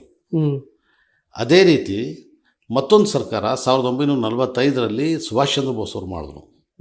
ಅದರಲ್ಲಿ ಸುಭಾಷ್ ಚಂದ್ರ ಬೋಸ್ ಅವರು ಪ್ರೈಮ್ ಮಿನಿಸ್ಟ್ರು. 1915ರಲ್ಲಿ ಆಯ್ತಲ್ಲ, ಅದರಲ್ಲಿ ಮೌಲಾನಾ ಮೊಹಮ್ಮದ್ ಬರ್ಕತುಲ್ಲಾ ಭೋಪಾಲಿ ಅನ್ನೋರು ಪ್ರೈಮ್ ಮಿನಿಸ್ಟ್ರು. ಅವರು ನಮ್ಮ ಭಾರತ ಸ್ವತಂತ್ರ ಆದ್ರೇ ನಾನು ಕಾಲಿಡೋದು, ಇಲ್ಲದ್ರೆ ನಾನು ಹೊರಗಡೆನೇ ಇದು ಬಿಡ್ತೀನಿ ಅಂತ ಹೇಳ್ಬಿಟ್ಟು ಆಮೇಲೆ ಅಲ್ಲೇ ತಿರೋದು ಸ್ಯಾನ್ ಫ್ರಾನ್ಸಿಸ್ಕೋನಲ್ಲಿ ಅವರ ಗೌರಿ ಇದೆ, ಸಮಾಧಿ ಇದೆ. ಯಾಕಂದರೆ ಅವರು ಬೇಕಾದಷ್ಟು ರಾಷ್ಟ್ರಗಳಿಗೆ ಭಾರತದ ಪ್ರಧಾನಮಂತ್ರಿ ಅಂತ ಹೋಗ್ತಾಯಿದ್ರು, ಅಂಥದ್ದೇ ಪ್ರೋಟೋಕಾಲ್ ಸಿಗ್ತಾಯಿತ್ತು. ಯಾವ ರಾಷ್ಟ್ರಗಳು ಬ್ರಿಟಿಷ್ ಜೊತೆಲಿ ಸೇರಿಲ್ವೋ ಅವರು ಆ ಪ್ರಧಾನಮಂತ್ರಿಗೆ ಗೌರವಿಸ್ತಾ ಇದ್ರು. ಅದೇ ರೀತಿ ಸುಭಾಷ್ ಚಂದ್ರ ಬೋಸ್ ಅವರು ಭಾರತದ ಪ್ರಧಾನಮಂತ್ರಿಗಳಾಗಿ ಬೇಕಾದಷ್ಟು ಕಡೆ ಪ್ರಧಾನಮಂತ್ರಿಯ ಪ್ರೋಟೋಕಾಲಿಂದ ಇದ್ದರು. ನಮ್ಮ ಸ್ವತಂತ್ರ ಸಿಕ್ಕಿದ ಮೇಲೆ ಜವಾಹರ್ಲಾಲ್ ನೆಹರು ಅವರು ಪ್ರಧಾನಮಂತ್ರಿಗಳಾಗಿ. ಆದರೆ ಸ್ಕೂಲ್ ಮಕ್ಕಳಿಗೆ ಜಾಸ್ತಿ ಜನರಿಗೆ ಬರೀ ಜವಾಹರ್ಲಾಲ್ ನೆಹರು ಮಾತ್ರ ಗೊತ್ತಿದ್ದಾರೆ. ನಾನು ಸ್ವಲ್ಪ ಹಿಸ್ಟ್ರಿ ಓದಿರೋದ್ರಿಂದ ನಾನು ಹೇಳಿದೆ. ಎಸ್ ಸರ್, ತುಂಬ ಅಚ್ಚುಕಟ್ಟಾಗಿ ಸ್ಪಷ್ಟವಾಗಿ ಆಗಲೇ ಹೇಳಿದಂತೆ ದೇಶ, ಧರ್ಮ, ಭಾಷೆ, ರಾಜಕಾರಣ ಎಲ್ಲದ್ರ ಬಗ್ಗೆನೂ ಮಾತಾಡಿದ್ರಿ. ನೀವು ನಮ್ಮ ಕರ್ನಾಟಕ ಟಿವಿ ಆಡಿಯನ್ಸ್ಗೆ ಸಂದೇಶ ಕೊಡೋದಾರೆ ಏನು ಸಂದೇಶ ಕೊಡ್ತೀರಿ? ನೀವೇನು ಹೇಳಬೇಕು ಅಂತ ಹೊರಟಿದ್ದೀರಿ, ಏನು ಹೇಳ್ತೀರಿ ಅಂತ ಕಡೆಯದಾಗಿ? ನೋಡಿ, ನಾನು ಭಾಳಷ್ಟು ವರ್ಷಗಳಿಂದ ನಿಮಗೆ ನೋಡ್ತಾ ಇದ್ದೇನೆ. ನೀವು ಬೇರೆ ಬೇರೆ ಎಲ್ಲೆಲ್ಲಿದ್ದರೋ ಅಲ್ಲೆಲ್ಲ ಬಂದಿದ್ದೇನೆ. ಹೌದು, ನಿಮ್ಮ ಜೊತೆಯಲ್ಲಿ ಇಂಟ್ರ್ಯಾಕ್ಟ್ ಮಾಡಿದ್ದೇನೆ. ನೀವು ಭಾಳ ಥಿಂಕ್ ಮಾಡಿ ಯಾವುದೇ ಪ್ರೋಗ್ರಾಮ್ ಮಾಡ್ತೀರಾ, ಯೋಚನೆ ಮಾಡಿ. ಇದು ಒಂದು ಕರ್ನಾಟಕ ಟಿ ವಿ ಅಂತ ನೀವು ಏನು ನಡ್ಸ್ಕೊಂಬರ್ತಾ ಇದ್ದೀರಾ, ಇದ್ರ ಕೆಲವು ಪ್ರೋಗ್ರಾಮ್ಸ್ ನೋಡಿದೆ. ಭಾಳ ನಮ್ಮ ಭಾರತಕ್ಕೆ, ನಮ್ಮ ರಾಜ್ಯಕ್ಕೆ ಉಪಯುಕ್ತಕಾರಿ ಆಗುವಂಥ ಪ್ರೋಗ್ರಾಮ್ಸ್ ನೀವು ಮಾಡ್ತಾಯಿದ್ದೀರಾ. ನಾನು ಬಯಸ್ತೇನೆ ನಿಮ್ಮಂಥವರು ಭಾಳ ಮುಂದೆ ಹೋಗಬೇಕು, ಭಾರತಕ್ಕೆ, ನಮ್ಮ ರಾಜ್ಯಕ್ಕೆ ಒಳ್ಳೆಯದಾಗಬೇಕು. ನಿಮ್ಮ ಪರವಾಗಿ ಅಂಥ ಜನಪರ ಮತ್ತು ಜನರಿಗೆ ಒಳ್ಳೆಯದಾಗೋದಕ್ಕಾಗಿ, ಆಮೇಲೆ ಜನರ ಮಧ್ಯೆ ದ್ವೇಷಗಳನ್ನ ದೂರ ಮಾಡಿ ಎಲ್ಲ ಜನ ಪ್ರೀತಿಯಿಂದ ಇರೋವಂಥ ಪ್ರೋಗ್ರಾಮ್ಸ್ ನೀವು ಮಾಡಿ ಎಲ್ರಿಗೋಸ್ಕರ ಪ್ರೀತಿ ಪಾತ್ರರಾಗ್ತೀರಾ ಅಂತ ನಾನು ಬಯಸ್ತೀನಿ. Sir, thank you so much. ಭಾಳ ಖುಷಿ ಆಯಿತು. ವೀಕ್ಷಕರೇ, ನಿಮ್ಮಲ್ಲಿ ಭಾಳಷ್ಟು ಪ್ರಶ್ನೆಗಳಿತ್ತು. ಯಾಕೆಂದರೆ ಕನ್ನಡದಲ್ಲಿ ಇದನ್ನು ಸ್ಪಷ್ಟವಾಗಿ ಹೇಳುವಂಥ, ಯಾಕೆಂದರೆ ಯಾರೇ ಆಗಲಿ ತನ್ನ ಪಾಸಿಟಿವ್ ಆ್ಯಂಡ್ ನೆಗೆಟಿವ್ ಎರಡನ್ನೂ ಕೂಡ ಮಾತನಾಡಬೇಕಾಗತ್ತೆ. ದೇಶದಲ್ಲಿ ಏನಾಗ್ತಿದೆ, ವಿಶ್ವದಲ್ಲಿ ಏನಾಗ್ತಿದೆ, ರಾಜಕಾರಣದಲ್ಲಿ ಏನಾಗ್ತಿದೆ, ಎಲ್ಲವನ್ನೂ ತುಂಬ ಅಚ್ಚುಕಟ್ಟಾಗಿ ಕನ್ನಡದಲ್ಲಿ ಅರ್ಥ ಆಗುವಂಗೆ ನಿಮಗೆ ಸಫಿಯುಲ್ಲಾ ಸರ್ ನಮಗೆ ಮಾತಾಡಿದ್ದಾರೆ. ನಾನು ಭಾಳ ವರ್ಷಗಳ ಕಾಲ ಟಿ ವಿದಲ್ಲಿ ಕೆಲಸ ಮಾಡಬೇಕಾದ್ರೆ ಅಲ್ಲಿ ಡಿಬೇಟ್ ಕರಿತಿದ್ದೆ. ಸರ್ ಮಾತಾಡ್ತಿದ್ರು. ಟಿ ವಿ ಡಿಬೇಟಲ್ಲಿ ಏನಾಗುತ್ತೆ, ಅರ್ಚಾಟ, ಕಿರ್ಚಾಟ, ಚೀರಾಟ, ಇದೇ ಜಂಜಾಟ. ಹಾಗಾಗಿ ಅದೆಲ್ಲದರಿಂದ ಮುಕ್ತವಾಗಿ ಸರ್ ಗಂಟೆಗಟ್ಟಲೆ ಮಾತಾಡ್ಬೇಕು ನಮ್ಮ ಜೊತೆ ಅಂತ ಈ ಕಾರ್ಯಕ್ರಮ ಇದು ಮಾಡಿದೆ. ನಿಮ್ಗೆ ಇನ್ನೂ ಒಂದಷ್ಟು ಪ್ರಶ್ನೆಗಳಿದೆ, ಖಂಡಿತವಾಗಿ ಕೇಳಿ. ಮುಂದಿನ ದಿನಗಳಲ್ಲಿ ಅದಕ್ಕೆ ಉತ್ತರವನ್ನು ಪಡೆಯುವಂಥ ಕೆಲಸ ಮಾಡ್ತೀನಿ. ಹಿಂದಿನಲ್ಲಿ ಕೊಟ್ಟಂಥ ಪಾಡ್ಕಾಸ್ಟ್ ಸರ್ದು ಕೋಟಿಗಟ್ಟಲೆ ರೀಚ್ ಆಗಿದೆ. ವಿಜಯ್ ಮಲ್ಯ ಒಂದು ಪಾಡ್ಕಾಸ್ಟ್ ಏನು ರಾಷ್ಟ್ರಮಾನ್, ಇದು ಕೋಟಿಗಟ್ಟಲೆ ರೀಚ್ ಆಯ್ತಲ್ಲ, ಅದಕ್ಕಿಂತ ಹೆಚ್ಚು ಜನರನ್ನ ಹಿಂದಿ ಭಾಷೆಯಲ್ಲಿ ತಲುಪಂಥ ವ್ಯಕ್ತಿ ಕನ್ನಡಿಗ ಶಫೀವುಲ್ಲಾ ಸರ್. ಹಾಗಾಗಿ ನನಗೂ ಭಾಳ ಖುಷಿ ಆ ವಿಷಯದಲ್ಲಿ. ಇನ್ನೊಂದಷ್ಟು ಪ್ರಶ್ನೆಗಳು ಸಹಜವಾಗಿದ್ದರೆ ಖಂಡಿತವಾಗಿ ಕೇಳಿ. ಮುಕ್ತ ಮನಸ್ಸಿನಿಂದ ಸಂಪೂರ್ಣವಾಗಿ ಎಲ್ಲವನ್ನೂ ಕೂಡ ಮಾತನಾಡುವಂಥ ವ್ಯಕ್ತಿತ್ವ ಅವ್ರದ್ದು. ಮತ್ತೊಮ್ಮೆ ಅವರಿಗೆ ಸ್ಟುಡಿಯೋ ಬಂದಿದ್ದಕ್ಕೆ ಥ್ಯಾಂಕ್ಸ್ ಹೇಳ್ತೀನಿ. Thank you so much. ಈ ಬಗ್ಗೆ ತಾವೇನು ಹೇಳ್ತೀರಿ? ಕಾಮೆಂಟ್ ಮಾಡಿ. ನಿಮ್ಮ ವೀಕ್ಷಕರಿಗೂ ಭಾಳ ಧನ್ಯವಾದಗಳು. ಮತ್ತೆ ಇಂಥ ಒಂದು ನಾನ್ ಪಾರ್ಟಿಸನ್ ಚಾನಲ್ನ ನೀವೆಲ್ಲ ಪ್ರೋತ್ಸಾಹಿಸಿ ಅಂತ ಕೇಳ್ಕೊಳ್ತೇನೆ. ಧನ್ಯವಾದಗಳು. Yes sir, thank you sir. ತಾವೇನು ಹೇಳ್ತೀರಿ ಈ ಬಗ್ಗೆ? ನಿಮ್ಮ ಅಭಿಪ್ರಾಯ ಏನು? ದೇಶ, ಧರ್ಮ, ಭಾಷೆ ನಿಮ್ಮದೇ ಆದಂಥ ವ್ಯಾಖ್ಯಾನಗಳಿರುತ್ತೆ. ನಾವು ನೋಡೋ ದೃಷ್ಟಿಕೋನಗಳಷ್ಟೇ. ಪ್ರೀತಿ ಮಾಡಬೇಕು ಅಂದರೆ ಪ್ರೀತಿ ಮಾಡ್ತೀವಿ, ದ್ವೇಷ ಮಾಡಬೇಕು ಅಂದರೆ ದ್ವೇಷ ಮಾಡ್ತೀವಿ.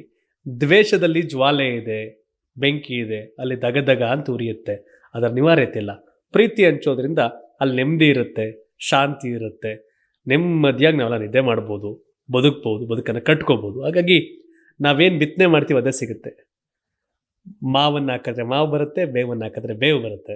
ವಿಷಯ ಇಷ್ಟೇ, ಒಳ್ಳೆಯದನ್ನು ಬೆಳೆಯೋಣ, ಒಳ್ಳೆಯದನ್ನು ಬದುಕೋಣ, ಒಳ್ಳೆಯದನ್ನು ಜೀವಿಸೋಣ ಅಂತ ಹೇಳ್ತಾ ಈ ಪ್ರೋಗ್ರಾಮ್ ಮುಗಿಸಿರಿ. ಧನ್ಯವಾದ. ಇದು ಕರ್ನಾಟಕ ಟಿವಿ, ಕನ್ನಡಿಗರ ಧ್ವನಿ.